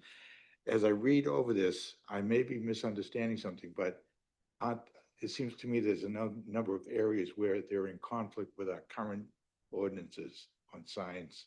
Is that correct? Am I reading that correctly? I can answer that for you if you like. Okay. So there are a couple of signs that, so for all the signs that have been proposed, we attempted to kind of assign them the relevant sign from our existing zoning ordinance. There are a couple of edits that we've suggested, that staff has suggested to their signs. I believe the applicant has been contacted and agreed to most of these. But the first one being that the electronic reader board portion, so the electronic sign of the business directory sign or project gateway sign needs to be reduced in size to meet the standards. Another item on the business directory signs would be to include the street address or a unique gateway name, so some way to identify when you're giving someone directions, I came in through the such and such gateway. Like the current ordinance requires a street address, but would be open to other identifiers. We have some notes that we would prefer to be added to the plans that the applicant has shown with their graphics, including the white images or text of the business names with the black background. Instead of just showing that, it'd be preferred to show that as a note on the plan, so that we know moving forward, we won't get all of a sudden a yellow sign in the middle of a black business directory, for example. And then the ordinance also suggests a minimum height of 4 inches, which is just to help with legibility and minimize overcrowding on those sorts of directory signs. Another item that should be discussed or addressed is on the campus directional signs, the towers, which would be both well, let's start with the campus primary directional or the, sorry, there's several names. So the DV.2, which is the directional vehicular tower, is currently shown in their graphics as 12 feet high. Our current signage for a campus primary directional has a maximum height of 9 feet.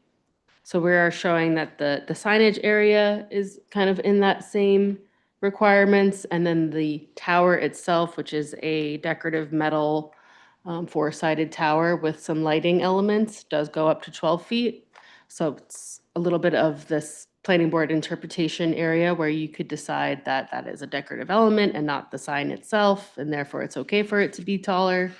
That is one of those points of leeway that having a signage master plan allows for the planning board to kind of make those executive decisions as far as you'd like to see some signage and branding. And part of the brand of the Downs is to have this decorative kind of like 3 or 4 ring that emulates a racing track. So that's all part of that design tower. I don't know if we're able to bring up the pictures of the different signs. That might be helpful. I can too, Autumn, if it's easier. Up to you. That might be faster. Thanks. Going me to? Dan, I think here. if you do it, it might be faster. So go Okay. ahead. Yeah. While he's doing that, Mhm. I also recall reading in here on the, like the master display with a number of different businesses. We want them all to be the same color scheme. Yes, so that is how they've portrayed it with the white letters or logos on a black background. Didn't I see somewhere they had different colors depending on? And on the plans where you had like a master directory. The gateways? Yeah, the gateways, the font will all be white. We're also proposing electronic reader board, which will indicate other tenants and events that are happening at the project as you typically would. Was that your question, Roger? Well, actually, it was more like, you know where the market basket is going. There's Oh, gonna be yeah, that- multiple businesses in there, and there will be a major sign, you know, like, a good example is out here at Oak Hill, at the Ace Hardware, at Mhm. Oak Hill, everything's green and white or something like that. Correct, yep. And I think that's what, if I'm not mistaken, in here somewhere, I think I saw where it's all different colors depending on what the business, the. branding No, of the it's business. intended to be all the same. The fonts will be branded, say Market Basket has a different font than Intermed, Okay, but the fonts will be white with a black background, so Okay, there's that okay. consistency, and I think staff was in favor of that, and we're happy to do that. Okay, This sign is the one that was being referred to. This will be in a few different locations on either Market Street or Downs Road. As you're coming, you've already entered, say, Town Center. that's the 12-foot one? That's the 12-foot one where the signage stops at 9 feet as suggested. Okay. And as you can see, it's a bit art as well as a sign, and it's intended to be attractive and kind of catch your eye and also provide good wayfinding. We've also positioned them close to the right of way so they can be close to the sidewalk. So if you're a pedestrian, they're at scale that you're looking at the sign, it's not going to feel out of scale if you're a pedestrian. So that's another component there where we think it'll be an interesting sign to walk around, to look at. And there's going to be some internal illumination that kind of creates a glow. And we've been thinking through how that could change with seasons or holidays to be kind of a visual interest. Again, it's signage, but also some art, if you will.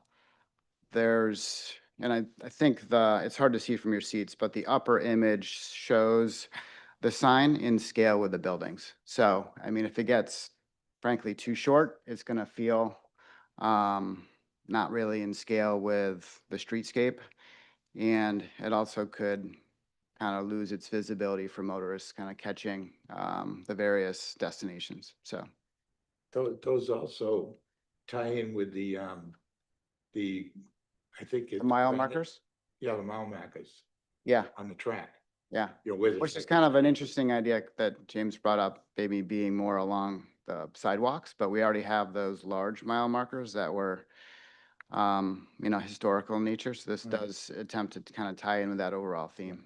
I just think it's neat, it's nice to be unique because the place is unique. And we're okay with and agree with the various recommendations staff has on compliance with the sign regulations. Another point that we wanted to just have the planning board weigh in and clarify that they were okay with staff's interpretation essentially is that the ordinance allows for any sign that has, signage on both sides, double faced, that the area is measured by just one side. And so because two of their sign types are actually four-sided, we've measured the sign area as if it was two signs. So we're counting 2 out of 4 sides as a display area. So that's our interpretation of how to measure the area of a 4-sided sign. And so it's worded in that manner.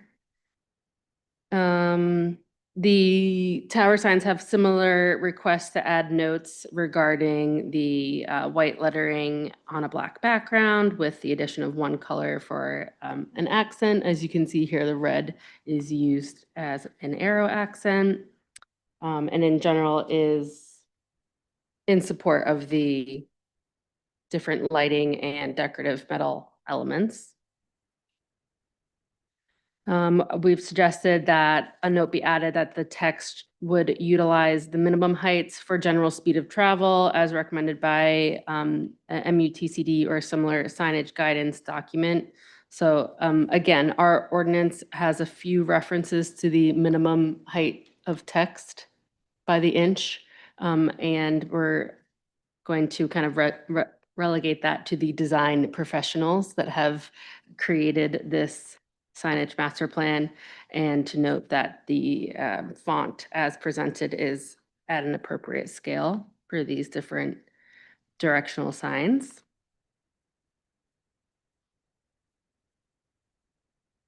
I've made a comment that on the pedestrian signs, maybe Dan, if you could switch to that. They also have on, I believe, 2 of the 4 sides, a smaller electronic reader board.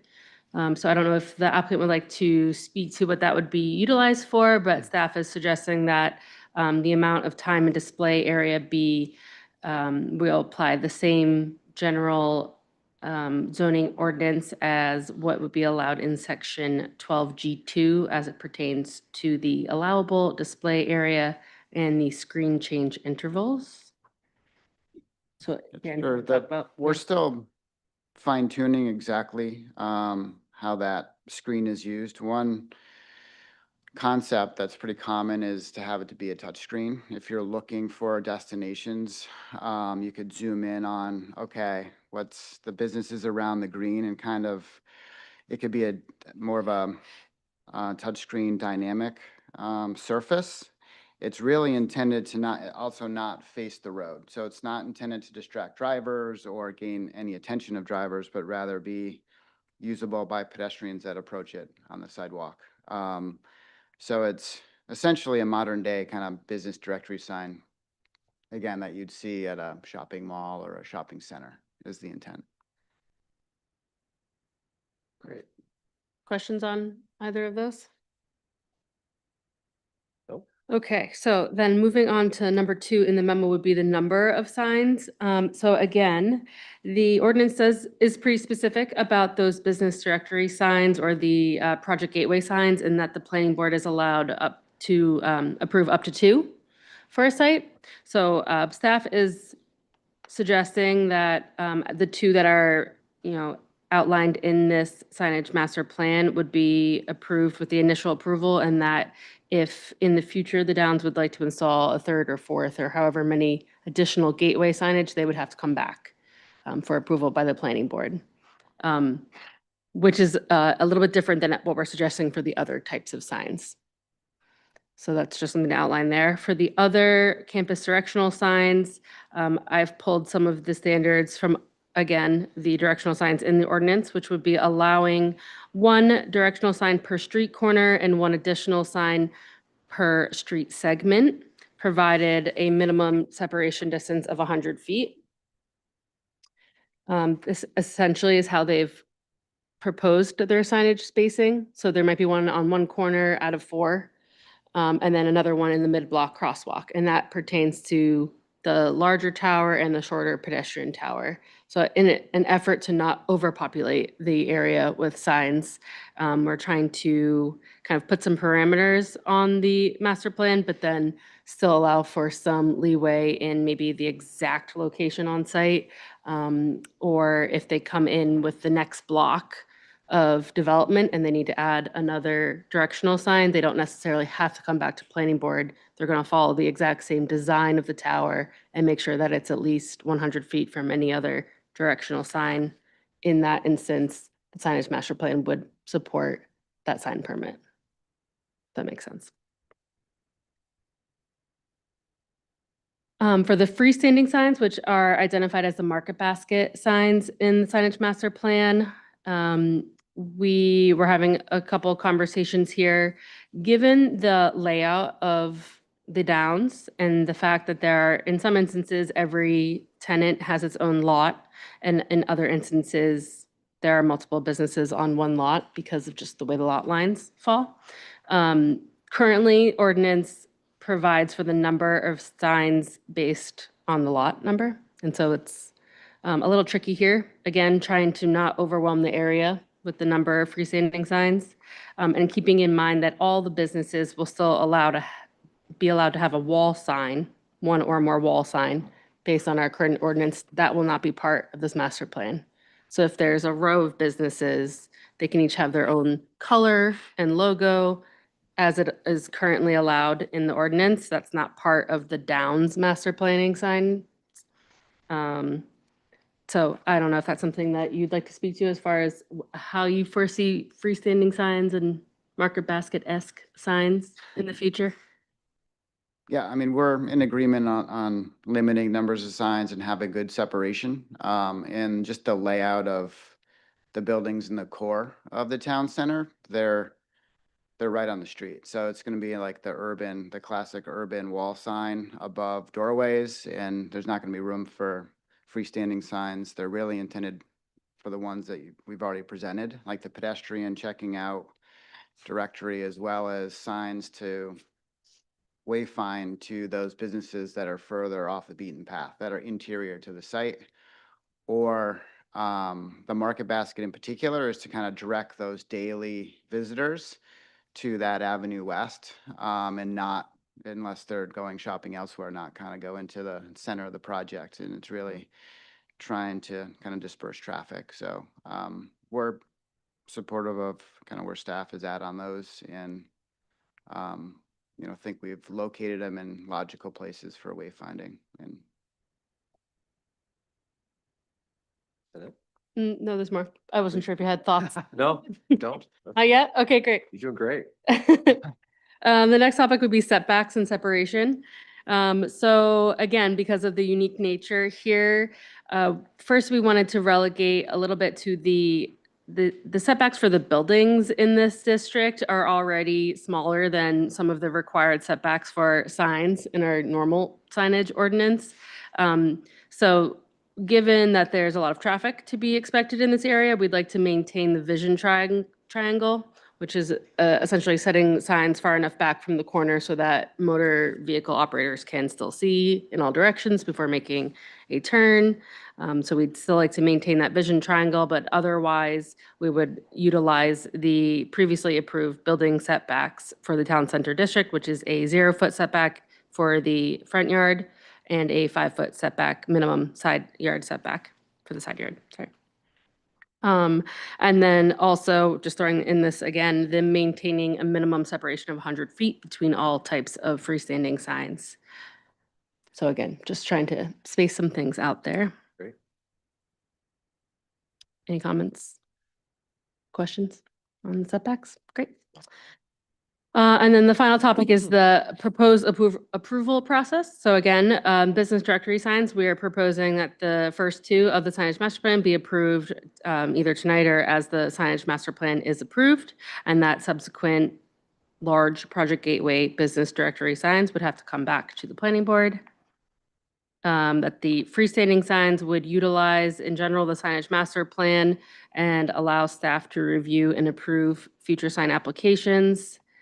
I think we might need a little bit of clarification on which way you guys are leaning on those freestanding signs as in the market basket signs.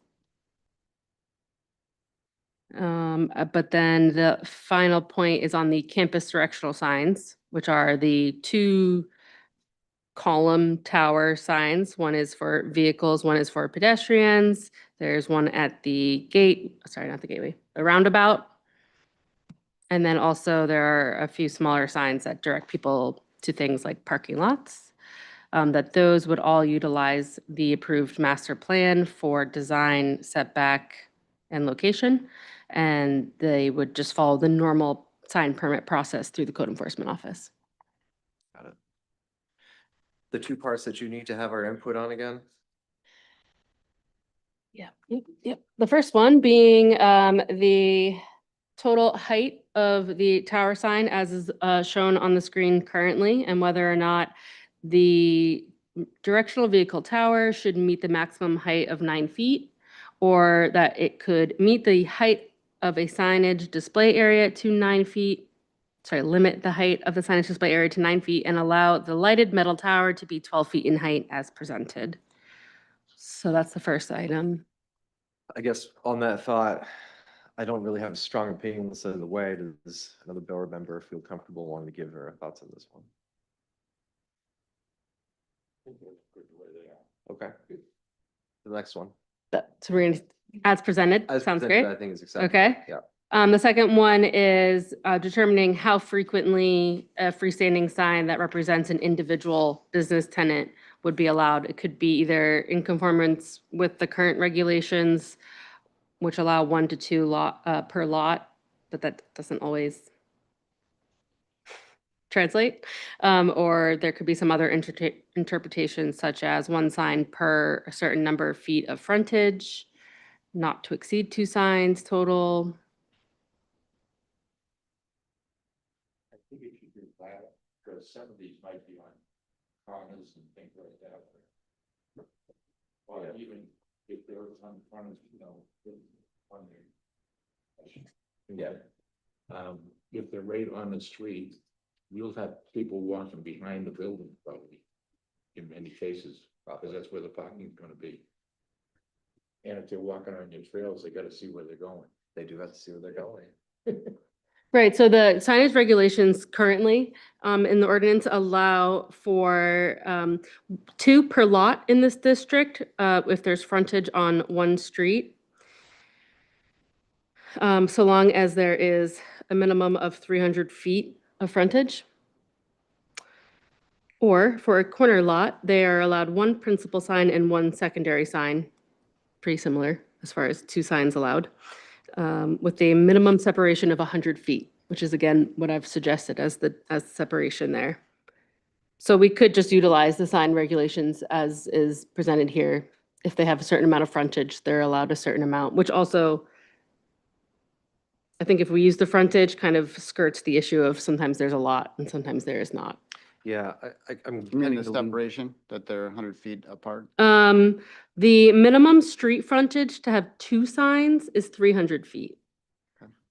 So it doesn't really clarify whether or not they're allowed to have 1 freestanding sign for every business, which we would like to avoid, but It's by business or a lot? It's by lot. it's by lot. Yeah, so in the case of, just so you guys understand, lot 2 is gonna include basically the entire L of the site that goes along Downs Road and Market Street. So right now we have six signs on that lot. Just given the volume of development that's on that lot, you know, so that's where, if it's 100-foot separation, that standard works for us. I don't think limiting it to 2. But your 6 signs, you're including all of the signs, Oh, or? yes, yeah. So I'm specifically talking- referring to the like market basket Gotcha. type of sign where it's a single tenant that is shown. My mistake in understanding what you're. Because I think staff at least is pretty on board with the different directional signage, as long as they're spaced out, and those will all list different businesses. But then if a single business comes in and wants to have their own monument sign, there's nothing really currently limiting us from allowing it. And also, or 2, 1 or 2, or if we want to limit it, we could determine an amount of street frontage. How about the building on Scarborough Downs Road, where it's gonna be, I think it's gonna be a 4-story building with commercial on the bottom? You know, the divided. A breakaway, The yeah, the breakaway. one that's labeled there. Breakaway, Yep. yeah. Now, that's gonna be multiple businesses on those bottom floors, isn't that correct? It is, but that's an example of, it's so close to the street. The businesses are named on the building walls, you know, it's above the storefront, so that's. Okay, but that'll be. No, the signs that are on that side are actually the pedestrian sign we're not talking about, and the wayfinding sign we're not talking about, so. You're really dealing with those freestanding signs that name Market Basket and then Town Center, yeah. Okay. Right. So Aaron, in this world, the the section 12 regulations would limit, but if they wanted to come back with more, we could include that under section 4 as a requirement for them to come back. For any additional Freestanding. freestanding sign, we could. I would feel comfortable with that in terms of just making sure that we're getting a better understanding. And also for section 4, I think James is correct. Like the time is now to see the trail signage for the campus as well. I think there's, you've done an incredible job branding this. I think the trails need that branding as well. They also from a public safety point of view, as people consider, have a health emergency on the trail system, they need to be able to identify, I'm on breakaway section, half-mile marker to get EMS there. So I think as you think about the great work that you've done here, I'd love to see the next time I see you, a representation of that as well. Great.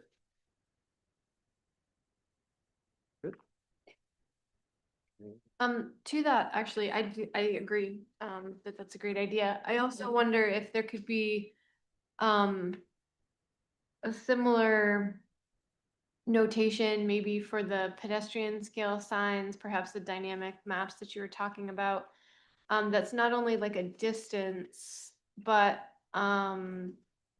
maybe like a walk time radius even from, either from the location of the sign or from the town center in general, like sort of that primary intersection. Just because I don't know who hasn't been to a mall and like looked at the map and been like, oh my gosh, that store is like way up here and around the corner. And then, but the scales can be deceiving and it's actually not that far away. So I think, some people would gravitate to like what a 1/10 of a mile walk is like, but some others might not. And I know that there are sort of like rules of thumb for that, but like a 5-minute, or 2-minute, 5-minute. And actually, I think you've shown us graphics like this before, sort of more generalized, but something like that, I think could really help folks choose to keep walking, if they were like, oh, we're trying to go up to wherever, oh, it's only 5 minutes, let's just walk there. So information like that could potentially be really helpful too. It's a good idea. Good thought, Jen. Restrooms. Yeah, bathrooms, right. Bathrooms, don't forget bathrooms. All the on-street public bathrooms. Signs for those. First aid. Stay station. Great. Was that everything, Erin?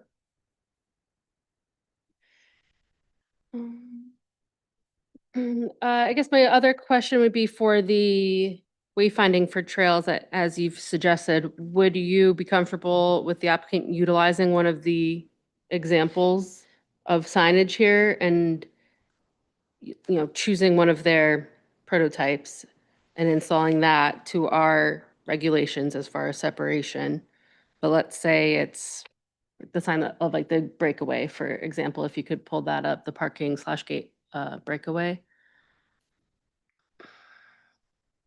There's a sign like this that's proposed. There's 2 of those proposed, right? They kind of identify specific landmarks within the development area. So Yeah. if there was a sign like that, that was updated to say trail this way or. Yeah, I mean, on one hand, I don't want to just have signs absolutely all over the place. On the other hand, a trail wayfinding sign that just marks the 1/10 of a mile probably doesn't need to be that heavy duty. I guess thoughts from others. Are you picturing, well, I guess I can kind of see some value in, not to split hairs here, but maybe like sort of trailhead type signage or notable,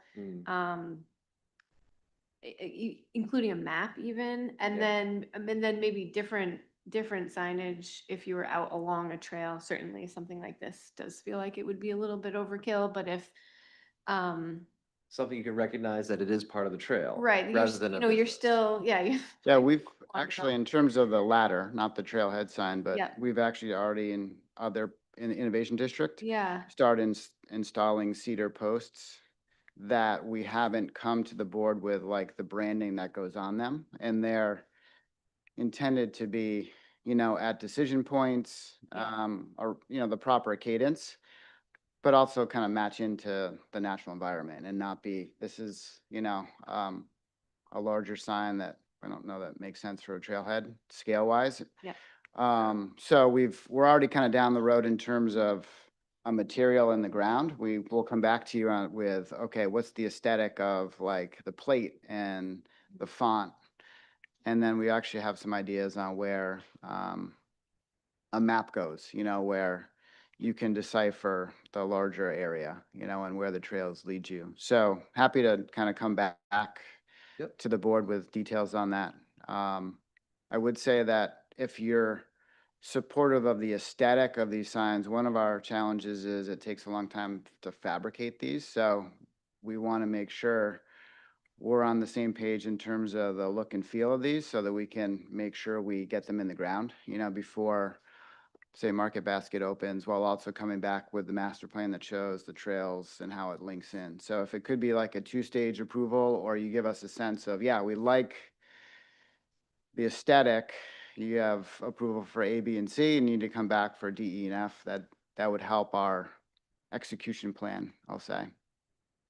I guess I wouldn't be comfortable breaking this up tonight. I guess I'd like to see the whole package come back together.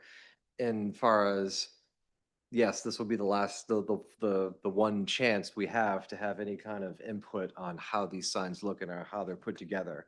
And I think seeing you come back with it next month with the wayfinding signage as well, and seeing how all of it fits together, for me, would give a better opportunity for me to say yes to the entire package at one. I don't know what you guys think as well, Roger? I, if I'm not mistaken, I think what you're asking, Dan, is generally on the design of these, or the general, what you've shown us today. Mhm. So I would be comfortable with what he's shown us today, going along with what Aaron was saying. And then the other things that you're talking about, like the trail signs and things like that. I mean, these are the things that you're more concerned about right now. We want to execute it all at the same time. It just takes a lot longer to these. fabricate the business directory sign at Market Street than it Yeah. does to fabricate a trail sign. Yeah. And they can all be complete by October is Yeah. that's our deadline, because otherwise we're gonna have problems if Market Basket doesn't have Sure. signage up. So I'm not trying to avoid doing the trail signs at all. I'm just thinking the months ahead of us, we have to meet a certain deadline, and we will come right back to you. I just want to also be able to go to our sign company and say, hey, you can kind of taking next steps in terms of speccing them out and starting some fabrication so we meet that October timeline. I guess where I appreciate that, and I think conceptually I'm there. I think that the pieces that I'm stuck on, one is these have a permanence and an elegance to them that I don't think a cedar post in the ground, even with a good metal sign on it, reflects that as part of a cohesive, or it feels like that is less important than, and I want to make sure that the trail system feels like it's on the same level as the artistic kind of creation here, with the pillars here. I think the other piece is, all electronic kiosks are not created equal. And I could use some better guidance on what you're thinking on that. There are good mall kiosks and bad mall kiosks, and I appreciated Jennifer's comment a lot about like the distances, some of those things. As you think about the software vendors that you are going to be considering for these map, if you're at the fabrication step, I think you're also probably thinking about the software. Would appreciate some information there as well. But to go back to the questions here, like I am comfortable with the option 2 here, with the maximum height having the artistic element above and beyond. I think in that sense, I feel comfortable as a board member saying yes to that. I think I do have the lingering questions and would love to see the trail system be as well designed as this. I'd second that. I think it's a really articulate way of stating that. And I think, we've heard that from you all along too, which is that, that's a big part of this development is the trail network throughout. And to make sure that that's given equal footing here, I think in terms of maps and wayfinding is an important part of the overall sign package. And I think that, any map that's shown, be it static or dynamic touchscreen, however you choose to proceed, should convey that as well. So those, if you're showing roads and you're showing sidewalks, you should be showing where the trails are proximate to that too. And I also agree, I don't have any issue with, actually quite like the idea of these signs being a little bit, or the pillars maybe being a little bit oversized as a little bit of an art element. And I don't have any issue considering, sort of thinking about the sign size as something maybe lesser than that. So the overall height, I think, as you've proposed it, is fine with me, and appreciate that you have given that thought, in terms of the scale to pedestrians too, not to undersize it, but not oversize it either. Yeah. Great. Anything else? Okay. So I think we'll see you next month. Thank you very much. Thank you, Dan. Appreciate it. It is 10:20. It's after 10 o'clock. So sorry, folks, we won't be able to get to Can I just really kindly request a really quick, if you have any issues, Mr. Mosher has a letter of intent, and this is a really odd one, Willowdale, it having to go through this whole process because of the zoning. Did any of you have any concerns about this one? Because I don't think he'll have time to come back as a sketch plan. got it. I don't have, no, I don't have an issue with it. I didn't, no one. Okay. Just, I don't know if I'm supposed to address, but I'm just gonna make it $10,000. The boundary survey and then ESA. Just Yeah. to make sure I'm not gonna spend that money. Major problem. I don't think that will be done in vain, so. Okay, thank you, Yeah. sorry. Yeah. Sure. No, you're very welcome. Appreciate you guys being here in the audience.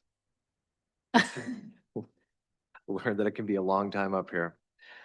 We have openings on the board. There are openings on the board. All right, let's go to 7.01 staff report.